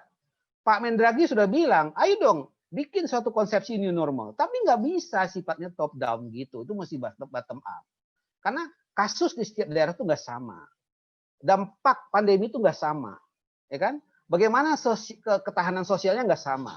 Jadi munculkan dari bawah. Munculkan dari bawah. Caranya apa? Jadikan itu sebagai visi dan misi calon pemimpin baru. Nah, orang branding bekerjanya begitu berpikirnya. Bagaimana caranya visi dan misi pemimpin baru itu adalah rencana jangka menengah, rencana transformatif melewati new normal. Kira-kira begitu. Itu tugas saya JIPSA nanti akan melakukan itu. Bagaimana kemudian apakah dia akan menjadikan itu sebagai materi buat kliennya atau dia jadikan bahan diskusi bersama buat kita. Kita lihat saja mana lebih untung ya JIPSA. Jadi kira-kira begini, kalau informasi itu harus kredibel untuk membangun trust. Informasi yang kredibel dalam situasi pandemi adalah evidence based. Nggak ada di luar itu. semua protokol yang belum teruji secara klinis, nggak ada evidence base, ya jangan dimunculkan permukaan. Dari dulu kita udah sering kali mengangkat itu yang aneh-aneh menjadi solusi untuk krisis ini. Kenapa? Karena krisis ini berjangka waktu menemukan vaksin, karena itu kita mesti resilient. Resiliensi itu kan kita ciptakan untuk menghadapi, beradaptasi, karena vaksin belum ditemukan. Itu kuncinya. Sama kayak para ahli disaster seperti Bang Diki pasti bilang, kalau during crisis, itu kan nggak bisa bicara dalam konteks yang, ini kan during crisis kita sekarang kan. During crisis kita sedang menghadapi pandemi. Problemnya adalah mengapa? Karena kita belum menemukan solusi. That's why kita mesti resilient. Nah, resiliensi butuh adaptability thinking kan gitu. Nah, itu masalah kita saat ini. Nah, itu di format baru new normal menjadi semacam visi dan misi dan strategi para kepala daerah. Bagaimana dia bersama membawa komunitasnya, warganya bersama-sama ke new normal itu. Silakanlah bertarung itu kan. Istilahnya apa, Jip? Pastabiko khairat ya? Iya ya, gitu ya. Orang kayak saya kan suka keluh lidah kalau ngomong gitu kan. Oke, Mbak, segitu Mbak. Thank you ya. Terima kasih Bang Rahmat. Jadi memang perlu ya yang namanya aktif dan beradaptasi begitu ya, karena memang beradaptasi itu artinya menerima masukan dan proses kolektif kita secara terbuka dan transparan, dan dengan adanya adaptasi membutuhkan data sebagai fondasi untuk kepentingan testing ya, untuk tahu secara detail dan namanya transparansi dari data publik itu harus dibuka dan harus ada namanya scientifically proven atau evidence base-nya begitu. Right, berikutnya ada pertanyaan dari Mbak Endang, ditujukan kepada Bang Diki. Menurut Mas Diki, bentuk intervensi sosial seperti apa yang bisa didesain agar pendekatan tidak hanya teoritis dan hasilnya bisa secara nyata terlihat dan terukur? Terima kasih. Begitu. Ya, dipersilakan Bang Diki. Terima kasih Mbak Kiki. Terima kasih Mbak Endang atas pertanyaannya. Ini beliau juga senior saya nih. Saya harus salim dulu nih sama Mbak Endang nih. Jadi dalam konteks pandemi saat ini sebenarnya tidak berarti belum ada bentuk-bentuk yang bisa kita contoh ya. Dan tadi di awal Bang Rahmat sudah mencontohkan, menyebut misalnya apa yang dilakukan di Jawa Tengah ya. Saya tahu di Jawa Tengah itu Gubernur Ganjar dia mengintrodusir satu inisiatif ya, dan itu sebenarnya ketemu antara inisiatif warga dan kemudian juga desain pemerintah daerah ya, yang kemudian kita kenal di Jawa Tengah itu ada inisiatif warga yang dikemas menjadi satu bentuk bisa dikatakan program gitu ya, namanya Jogotongo ya. Nah, ini yang dan itu masif dilakukan di Jawa Tengah ya. Jogotongo ini yang prinsipnya adalah menjaga tetangga kita, membantu tetangga kita, memperhatikan tetangga kita ya, saling memperhatikan, saling membantu, saling menjaga. Nah, ini satu bentuk praktek yang bisa jadi contoh ya. Dan dia tidak hanya dilakukan di satu komunitas saja, tetapi kemudian tadi karena kita melihat satu komunitas itu kemudian ada sub-sub komunitas. Jadi ini yang penting kita pahami, komunitas itu tidak berwajah tunggal ya. Dia berwajah majemuk, dan sebetulnya upaya-upaya tadi saya kaitkan dengan pertanyaan sebelumnya, community organizing atau community development itu bukan hanya membangun satu komunitas, tetapi membangun keterhubungan antar komunitas, membangun perhatian antar komunitas ya. Dan menurut saya ini juga satu tantangan tersendiri dalam situasi saat ini ya. Kalau kita memang betul-betul mau sama-sama selamat ya, dan kita punya ketahanan bersama, memang kita harus menjaga selain homogenitas di dalam komunitas, tetapi heterogenitas itu juga harus terjaga ya. Dan artinya intervensi itu harus bicara soal within community ya, ke satu komunitas, tetapi juga between community gitu. Nah, dengan tidak tunggalnya wajah komunitas, kita juga tahu tidak tunggalnya kemampuan komunitas atau kemudian sumber daya yang dimiliki oleh komunitas. Nah, jadi intervensi sosial dalam kondisi saat ini menggunakan kerangka pendekatan resiliensi komunitas atau gotong royong ya, sebagai satu karakter atau khasan kita sebagai satu komunitas tadi. ya, within community tetapi juga between community. Dan menurut saya kalau sejauh yang saya lihat ya, masih banyak lebih terfokus inisiatif-inisiatif itu sifatnya within community ya, belum banyak yang kemudian menyentuh aspek interkomunitas, interconnection between komunitas. Nah, ini juga menurut saya kalau itu kita lakukan, kita akan sampai pada yang tadi dikatakan oleh Bang Rahmat soal agregasi ya. Jadi kita harus melihat kalau kita ingin mengintervensi ya supaya kita kemudian tangguh bersama menghadapi pandemi ini, maka kita harus membayangkan tadi agregasi itu ya. Satu komunitas resilient ditambah komunitas lain yang resilience ya. Nah, agregasi ini akan membentuk komunitas resiliensi komunitas yang makin membesar, makin menguat dan tadi menunjukkan kita bicara soal kita tangguh, kita tahan, resilient itu bersama-sama ya. Jadi bukan hanya ada yang resilient, di sana ada yang resilient, di sini ada yang resilient, tetapi kemudian tidak tercakup satu keterhubungan itu. Nah, jadi kembali lagi ke pertanyaan Mbak Endang, kira-kira bentuk intervensi sosial yang seperti apa? Ya artinya kalau kita bisa lakukan yang within maupun between, itu akan sangat baik. Nah, fokusnya apa? Fokusnya kembali lagi ke kerangka teoretik yang tadi saya sampaikan. Ya, kita bisa fokus bagaimana membangun modal sosial, ya, membuat orang saling terhubung, ya, saling memperhatikan, saling menjaga, saling membantu, sekaligus juga kemudian kita meningkatkan kompetensinya, kemampuan-kemampuan apa yang perlu kita kembangkan di komunitas. Ya, mungkin ada satu komunitas dia tidak punya masalah untuk soal pemenuhan kebutuhan kebutuhan sehari-hari, ya gitu.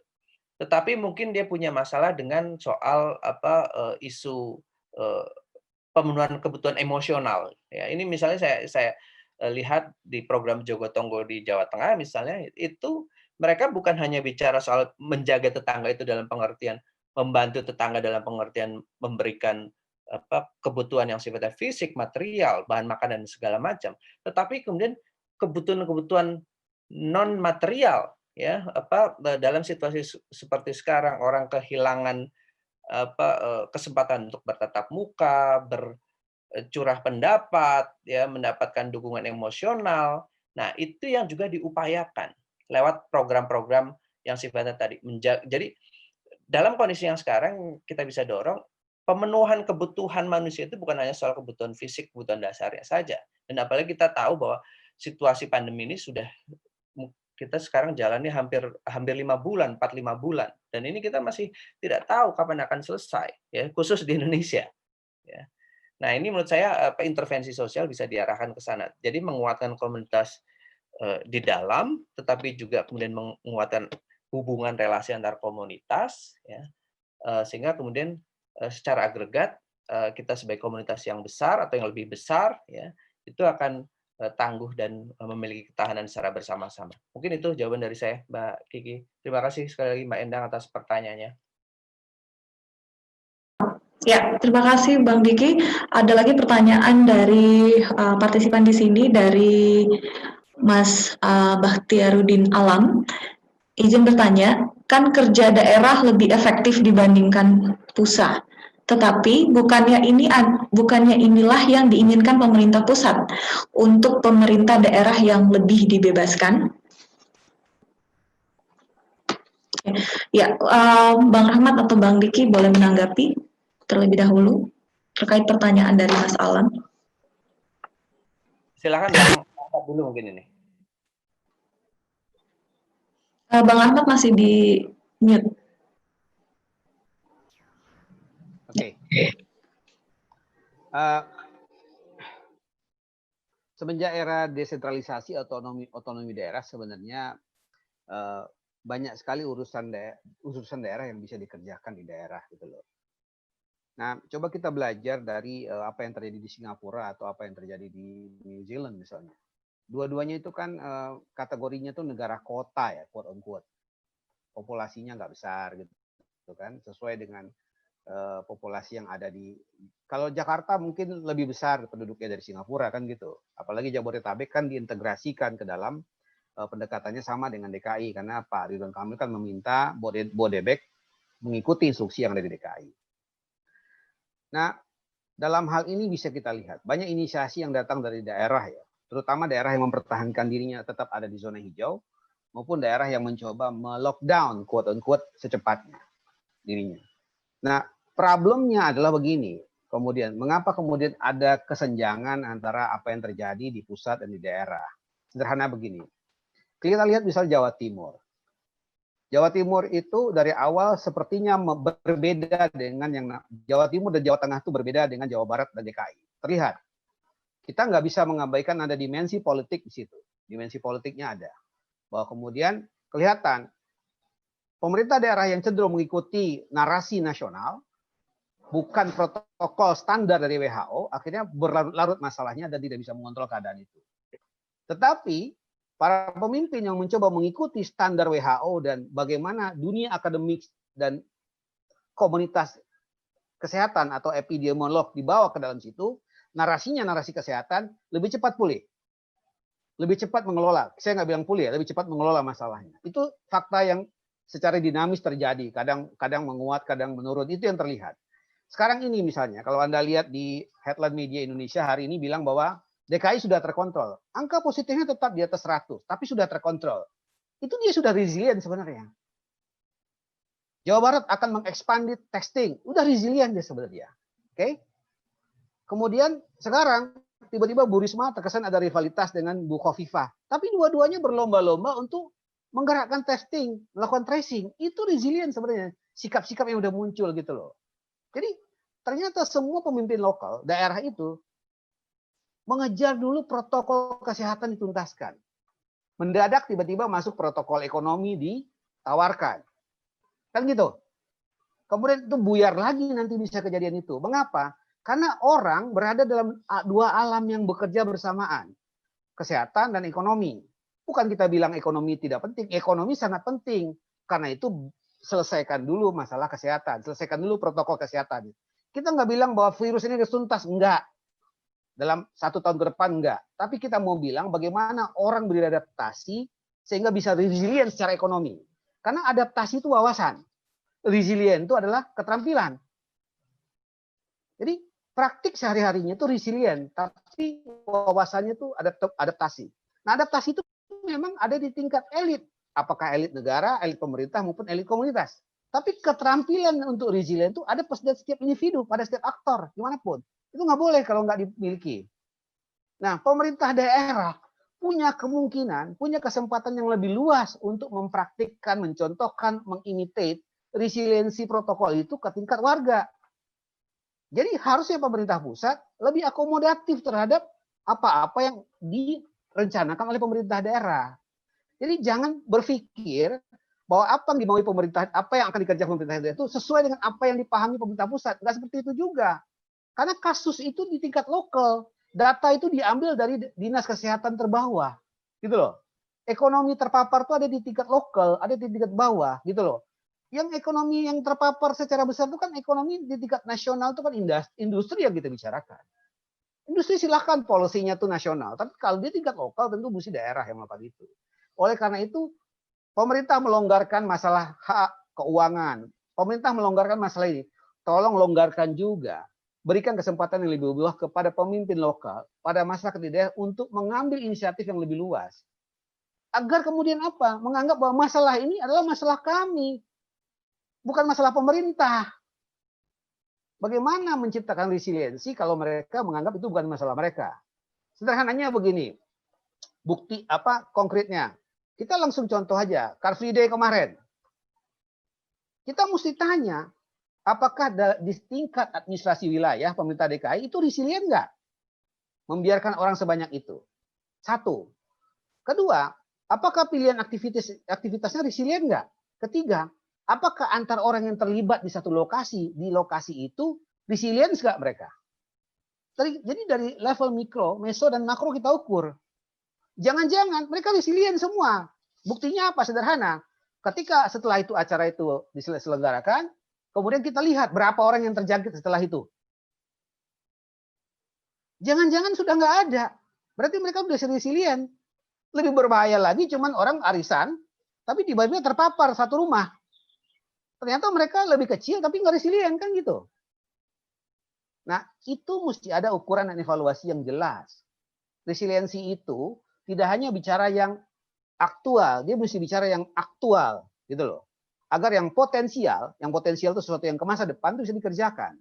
Jadi bedakan antara konsep-konsep resiliensi yang namanya aktual, yang faktual, yang kritikal, yang potensial. Oke? Itu mesti dibedakan semua. Kalau enggak kita bisa mengeneralisasi situasi itu.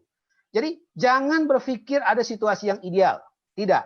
Anda bergerak dari suatu situasi ke situasi lain. Itu yang disebut dinamika. Oleh karena itu pemimpin harus fleksibel. Pemimpin yang memahami situasi atau orang sebut situational leader itu lebih tepat. Gitu loh. Jadi jadi Anda membayangkan situasi yang saat ini itu situasi di mana semua hal bergerak, berinteraksi. Jadi kayak Anda lagi berdiri berjalan di jalan raya, Anda mesti kiri kanan tengok atas bawah agar Anda nggak ketabrak dan Anda nabrak orang. Itu namanya complexity. Ya kan? Complexity itu apa? Ketika orang datang dari semua arah, tiba-tiba lampu merah bisa membuat semua orang yang tidak saling kenal, tidak punya motif yang sama, berhenti. Lampu hijau, semua orang jalan. Itu yang mesti dibangun. Bagaimana tidak kenal dari banyak tempat, bertemu di mall, tapi ketika jarak terlalu dekat, menjauh. Ketika kemudian ada yang belum cuci tangan, diingatkan. Ya kan, jelas kan? Nah itu yang sebut tadi teman-teman sebut itu budaya. Kalau budaya lama. Tapi kalau langsung terjun ke praktik, itu nggak lama sifatnya. Karena ada situasi yang mendesak. Yaitu apa? Risiko dan krisis. Jadi pemahaman terhadap risiko, pemahaman terhadap krisis, pemahaman terhadap adaptability dan resiliensi mesti dibangun dalam satu model berpikir tuh. Kalau udah sampai kayak gitu tuh saya cuma bisa nyampein aja, nanti Bang Diki yang beresin. Gitu kan? Bagaimana itu kemudian diintervensikan ke dalam komunitas. Jadi memang bayangan saya seperti itu. Jadi hubungan pemerintah daerah dan pusat itulah kasih ruang sebebas-bebasnya agar pemerintah daerah itu belajar secara bersama, collective learning bersama di tingkat komunitas daerah untuk menemukan model belajar, model thinking. Orang menyebutnya itu second loop learning kan gitu. Oke? Bukan first loop learning. Jadi second loop learning ini ketemu tuh. Model thinking di Cirebon, di Depok tuh nggak sama. Beda. Biarin mereka berproses. Yang penting diwadahi. Jangan sedikit diintervensi. Ayo normal baru, ayo kampanye terus gitu loh. Orang jadi bingung. Biarkan mereka belajar secara bersama, menemukan model berpikir yang kontekstual sesuai dengan kebutuhan mereka sendiri. Jadi saya menganggap itu sebagai sebuah otonomi yang ekstrim kepada daerah-daerah karena harus mereka yang tanggung jawab. Karena yang akan terpapar warganya, yang akan sibuk layanan kesehatan mereka, gitu loh. Semua ada di mereka. Yang akan kesulitan APD mereka. Kalau nggak resilient, rumah sakit nggak sanggup, kan gitu. Kalau nggak resilient, ekonomi nggak bisa hidup. Ya, itu masalah Anda, tapi berikan kewenangan keleluasaan itu kepada mereka. Kira-kira begitu, Mbak. Baik, terima kasih Bang Rahmat. Mungkin Bang Diki mau menambahkan atau Bang Jibril? Saya menambahkan sedikit ya. Jadi ini dalam dunia bencana ada satu konsepsi atau bahkan mungkin credo lah ya, bisa dikatakan satu credo yang kalimatnya begini, every disaster is local ya. Jadi setiap bencana itu lokal sifatnya, dan itu yang tadi disampaikan oleh Bang Rahmat ya, bahwa kita perlu melihat ya, terlepas kemudian ini sekarang kalau kita bicara pandemi kan statusnya bencana nasional ya. Dia sebagai satu status ya, karena kemudian dia sebetulnya bukan bicara kejadiannya itu sendiri ya. Dia dibuat status seperti itu supaya kemudian nanti kebijakannya bisa lebih dimungkinkan, di smooth, penganggaran dan lain-lain lah. Ceritanya kan akan seperti itu. Nah, tetapi kembali lagi ke credo tadi bahwa setiap bencana itu lokal sifatnya, terjadi secara lokal ya. Nah, maka kalau kita bicara penanganan bencana itu memang penting, baik desain yang sifatnya dari nasional ataupun desain yang sifatnya mid level ya, di provinsi atau bencana ya, di kabupaten kota, dia mendorong lokal itu bisa menanggapi dengan responsif ya gitu. Nah, kalau kemudian di lokal itu kuat, responsif, maka itu yang kemudian akan kita lihat sebagai komunitas yang resilient. Nah, jadi komunitas yang resilient itu dibangun dari lokal-lokal yang resilient, lokal-lokal yang responsif menghadapi kondisi bencana, peristiwa bencana. Nah, jadi sebenarnya kalau kita ingin membayangkan Indonesia sebagai negara yang bisa resilient, tangguh menghadapi COVID-19 ini, itu indikatornya dilihat dari lokalitas-lokalitas yang resilient gitu. Dan itu kita bicara tinggal mana yang kita sebut lokal. Ya bisa saja kemudian kita lihat karena provinsi-provinsi yang resilient maka Indonesia resilient ya. Bisa karena kemudian kota kabupaten yang resilient maka kita resilient, atau memang kemudian grassroots community itu yang resilient ya. Nah, ini yang kemudian harus dilihat bahwa every disaster is local. Jadi sebetulnya respons itu ada di lokal. Nah, Indonesia yang resilient itu sangat tergantung dengan lokal-lokal yang resilient itu. Nah, tugas pemerintah pusat, tugas negara, pemimpin pusat, pemimpin negara adalah memfasilitasi ya, itu memfasilitasi supaya kemudian lokal-lokal itu menjadi resilient, bukan malah mendesain supaya sifatnya gimmick saja. Ya ini saya sih akan bilang contoh ya yang kemudian daerah-daerah itu diminta untuk membuat kampanye dengan hadiah sekian miliar dan itu kemudian total 168 miliar yang disediakan oleh negara, itu sama sekali bukan satu kebijakan yang mendesain untuk lokal itu menjadi resilient. Dia hanya gimmick dan bahkan menurut saya itu hanya PR gitu. Dan sayangnya PR yang berbiaya besar gitu. Padahal dalam situasi seperti ini bayangkan 168 miliar ya, kalau kemudian itu digunakan untuk hal lain dan itu langsung kemudian dimanfaatkan oleh komunitas untuk membuat mereka bisa bangkit, menurut saya dampaknya jauh lebih besar gitu, daripada sekedar 168 miliar keluarnya adalah kampanye, video, advertising misalnya dari pemerintah daerah ya, bahwa mereka sudah mengalami atau sampai pada kondisi new normal gitu. Nah, menurut saya itu sama sekali bukan new normal atau bahkan bukan resiliensi yang kita harapkan. Nah, itu tambahan dari saya sedikit, Mbak Kiki. Terima kasih. Ya, baik. Terima kasih Bang Diki. Bang Jibril mau menambahkan atau tidak? Atau Ya, sedikit saja. Boleh, Tadi dipersilakan. sudah dijelaskan, tapi saya tekankan lagi, yaitu peran daripada pemerintah pusat. Jadi walaupun tadi aksi kesiapsiagaan lebih banyak pemerintah daerah, tapi memang peran pemerintah pusat, karena kita melihat Indonesia sebuah komunitas terbayang yang satu yang terdiri dari banyak lokalitas tersebut gitu. Satu lagi yang harus kita tekankan, ya pemerintahnya secara nasional, pemerintah nasional itu facilitate gitu, memberikan fasilitasi, dan itu yang sebetulnya kita lihat agak kurang untuk hari ini gitu ya. Tadi Bang Rahmat sudah menjelaskan begitu ya, dari protokol kesehatan, terus tiba-tiba kita mungkin belum anggap ini agak tuntas, masuk protokol ekonomi begitu ya, yang belum ada intro dan segala macamnya begitu. Tentu saja itu menjadi sebuah PR kita sendiri. Upaya-upaya yang dilakukan dari pemerintah, tadi ada program yang mungkin bagus, tapi harusnya aksinya tidak seperti itu begitu kan ya. Lomba dan mengumpulkan dan itu berbiaya 168 miliar, harusnya langsung pada touch to the grassroots communities, tapi bentuknya seperti ini begitu kan. Nah, itu yang menjadi PR untuk kita ke depan gitu. Bagaimana kita mengingatkan pemerintah untuk pemerintah nasional perannya facilitate.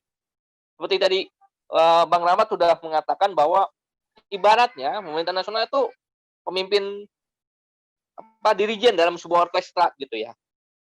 Nah, dia yang harus merangkainya itu menjadi sebuah rangkaian lagu yang indah biar nanti kepala daerah di daerah-daerah lain juga bisa sama-sama saling belajar gitu ya, antara satu daerah dengan yang lain dan segala macamnya begitu ya. Itu peran yang sangat penting untuk pemerintah nasional. Jadi tidak harus tidak terlihat pola pikir yang mungkin agak berbeda di national levelnya bagaimana, di regional levelnya pikirnya bagaimana untuk menghadapi gitu ya. Dan mungkin di local levelnya mungkin bagaimana untuk menghadapinya. Nah, di regional dan local level kan kita sudah lihat ada respon yang baik. Nah, di national level ini harus diperbaiki agar bisa ketemu begitu ya. Biar dia betul-betul maksimal fasilitasinya. Saya kira itu. Terima kasih. Oke, baik Bang Jibril, Bang Diki, dan Bang Rahmat. Saya akan kembali cek lagi apakah ada pertanyaan terakhir. Sepertinya tidak ada ya. Nah, hampir sampai pada akhir acara diskusi ini. Di sini saya ingin menyimpulkan sedikit bahwa ternyata memang kepemimpinan pengelolaan pandemi itu memang sudah bergerak dari daerah, dari pusat ke daerah tentunya. Dan kepemimpinan kepala daerah memang menentukan dan bisa mengimbangi aksi mobilitas pemerintah terkait adanya new normal begitu.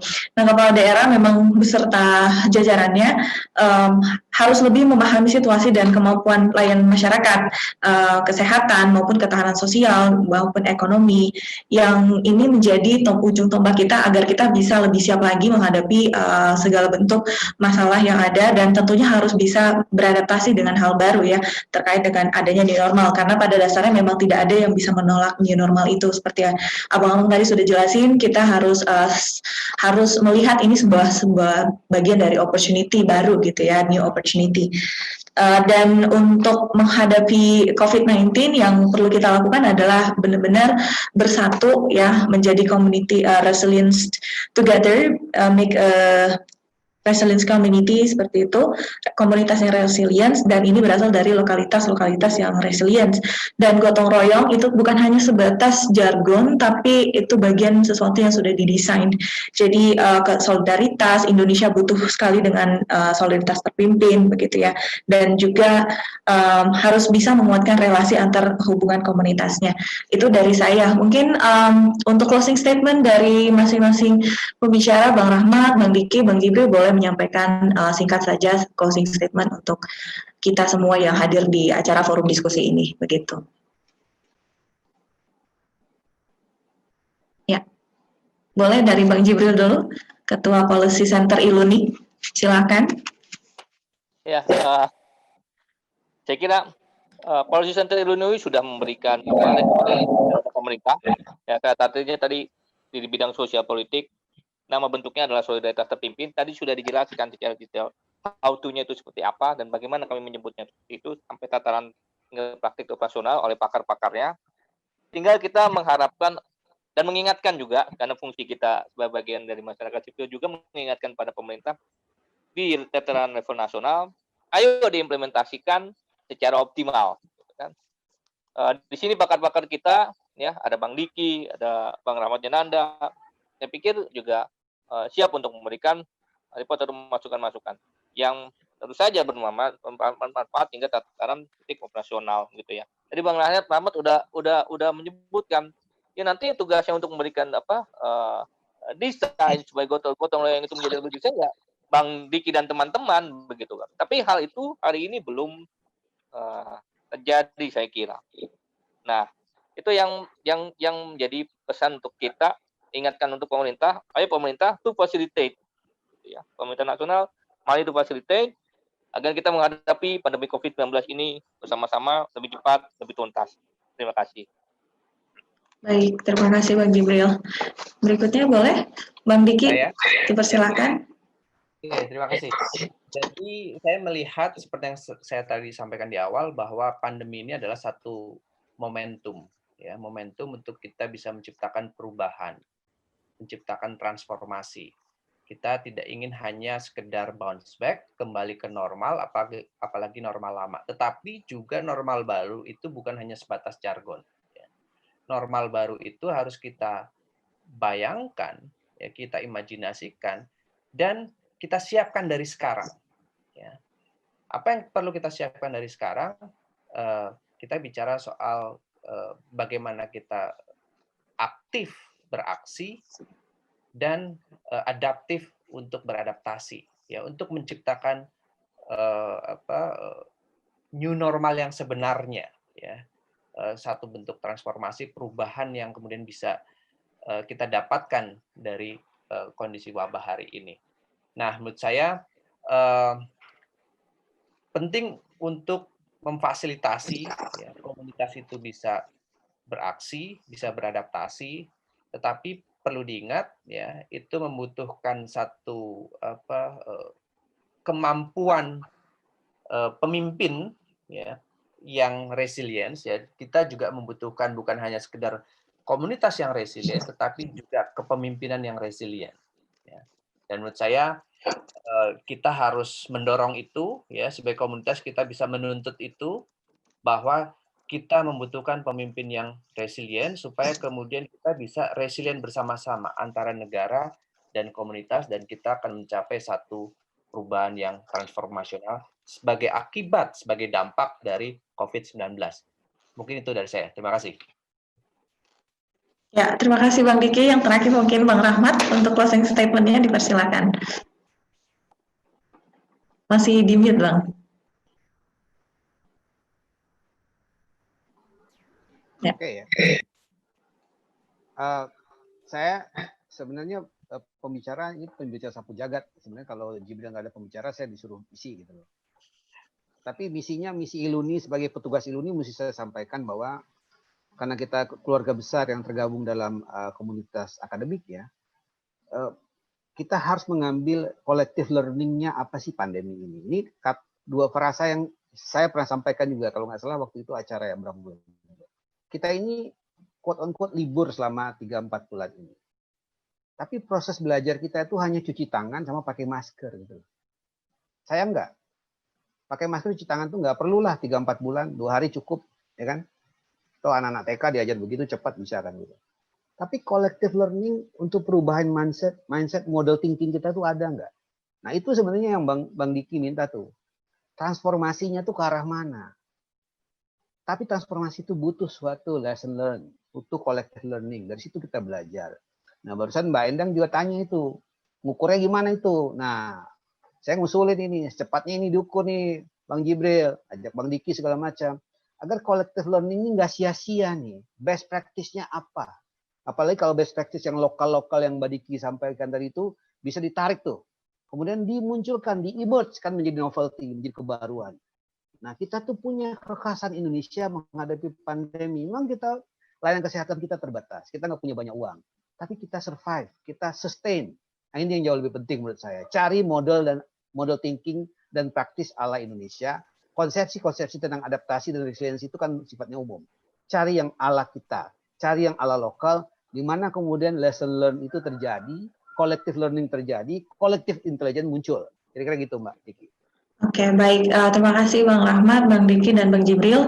Mohon maaf, ini Bang Doni Gahlal Adian, ya, sebagai tenaga ahli utama Kedeputian Komunikasi Politik Kantor Staf Presiden tidak bisa hadir bergabung di acara forum diskusi Salemba hari ini, dikarenakan mendadak ada dinas penugasan Katsaf soal prakerja, jadi dia harus mengisi di BBC begitu, mengisi acara di tempat lain begitu. Ya, itu saja. Mungkin saya akan kembalikan kepada MC ya.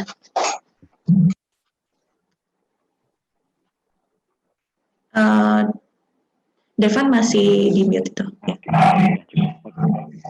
Terima kasih kepada Mbak Kiki, terima kasih juga kepada seluruh narasumber pada hari ini.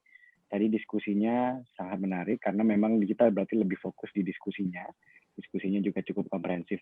Baik. Di sini dari Iluni UI kami ingin mengucapkan terima kasih kepada seluruh narasumber dan moderator. Mohon dapat ditampilkan, kami ingin memberikan sedikit terima kasih. Baik, yang pertama tentu kami ucapkan terima kasih kepada Bang Diki. Mantap. Terima kasih Bang. Terima kasih. Langsung keluar juga ini. New normal nih. Inilah bentuk new normal, salah satu bentuk new normal. Resilient. Secara daring juga ya Bang. Selanjutnya Bang. selanjutnya? Jips, waduh. Tentu juga kepada Bang Jibril sebagai pembicara kita pada hari ini, karena nama Bang Jibril ada ya di poster. Jibril jangan punya 19 nih. Juga terima kasih kepada Ini Bang udah Rahmat FDS Yananda 19 nih. atau Bang Ame juga kesempatannya untuk bangun pagi dan menyempatkan Harusnya langsung Jips yang tanda tangan ini. Baik juga sebagai kepada Mbak Kiki Rizky Arya Selvi Utami moderator pada hari ini. Terima kasih. Terima kasih Mbak Kiki atas kesempatan sebagai moderator pada hari ini. Baik, selanjutnya. Buat peserta ada nggak tuh ditanyain? Oh, untuk peserta ini karena memang sistemnya terbuka untuk publik, kita masih belum menerbitkan sertifikat untuk ini. Namun nanti untuk materi akan dapat disampaikan ya sekiranya apa Bang Diki, boleh dibantu sampaikan nanti ya Bang ke teman-teman. Siap. Oke. Oke, siap. Terima kasih Bang Diki. Baik, kami juga ingin sedikit menginfokan bahwa di hari Jumat tanggal 26 Juni 2020 ada rangkaian webinar dari Hari Anti Narkotika Internasional yang diselenggarakan oleh ILUNI UI bekerjasama dengan BNN, yakni adalah acara narkoba bukan solusi. Ini adalah peringatan puncak dari Hari Anti Narkotika Internasional tahun 2020 dengan ada 3 pembicara. Yang pertama adalah Pak Deputi Bidang Pencegahan BNN Republik Indonesia, kemudian ada Bang Ray Basrowi, kemudian juga ada psikolog anak, ya ini adalah Mbak Vera Itabiliana Hadiwijoyo dengan sambutan pembuka Bang Andre. Kemudian juga akan dimoderatori oleh Mbak Endang Mariani. Silakan, ini bagi teman-teman yang berminat untuk mendaftar, silakan daftar melalui bit.ly/daftar /hani 3. Ini ditunggu untuk sampai tanggal 26 Juni 2020 dalam webinar kami. Baik, mungkin itu saja untuk pada hari ini. Jangan lupa pula untuk selalu memfollow akun sosial media dari ILUNI UI. Berikut ada website, Instagram, Facebook, serta LinkedIn. Baik, mungkin untuk hari ini kurang lebihnya seperti itu. Mohon maaf apabila ada salah kata. Sampai jumpa di forum diskusi Salemba berikutnya dan sampai jumpa pula pada acara webinar tanggal 26 Juni 2020. Wabillahi taufiq wal hidayah. Wassalamualaikum warahmatullahi wabarakatuh. Terima kasih semuanya.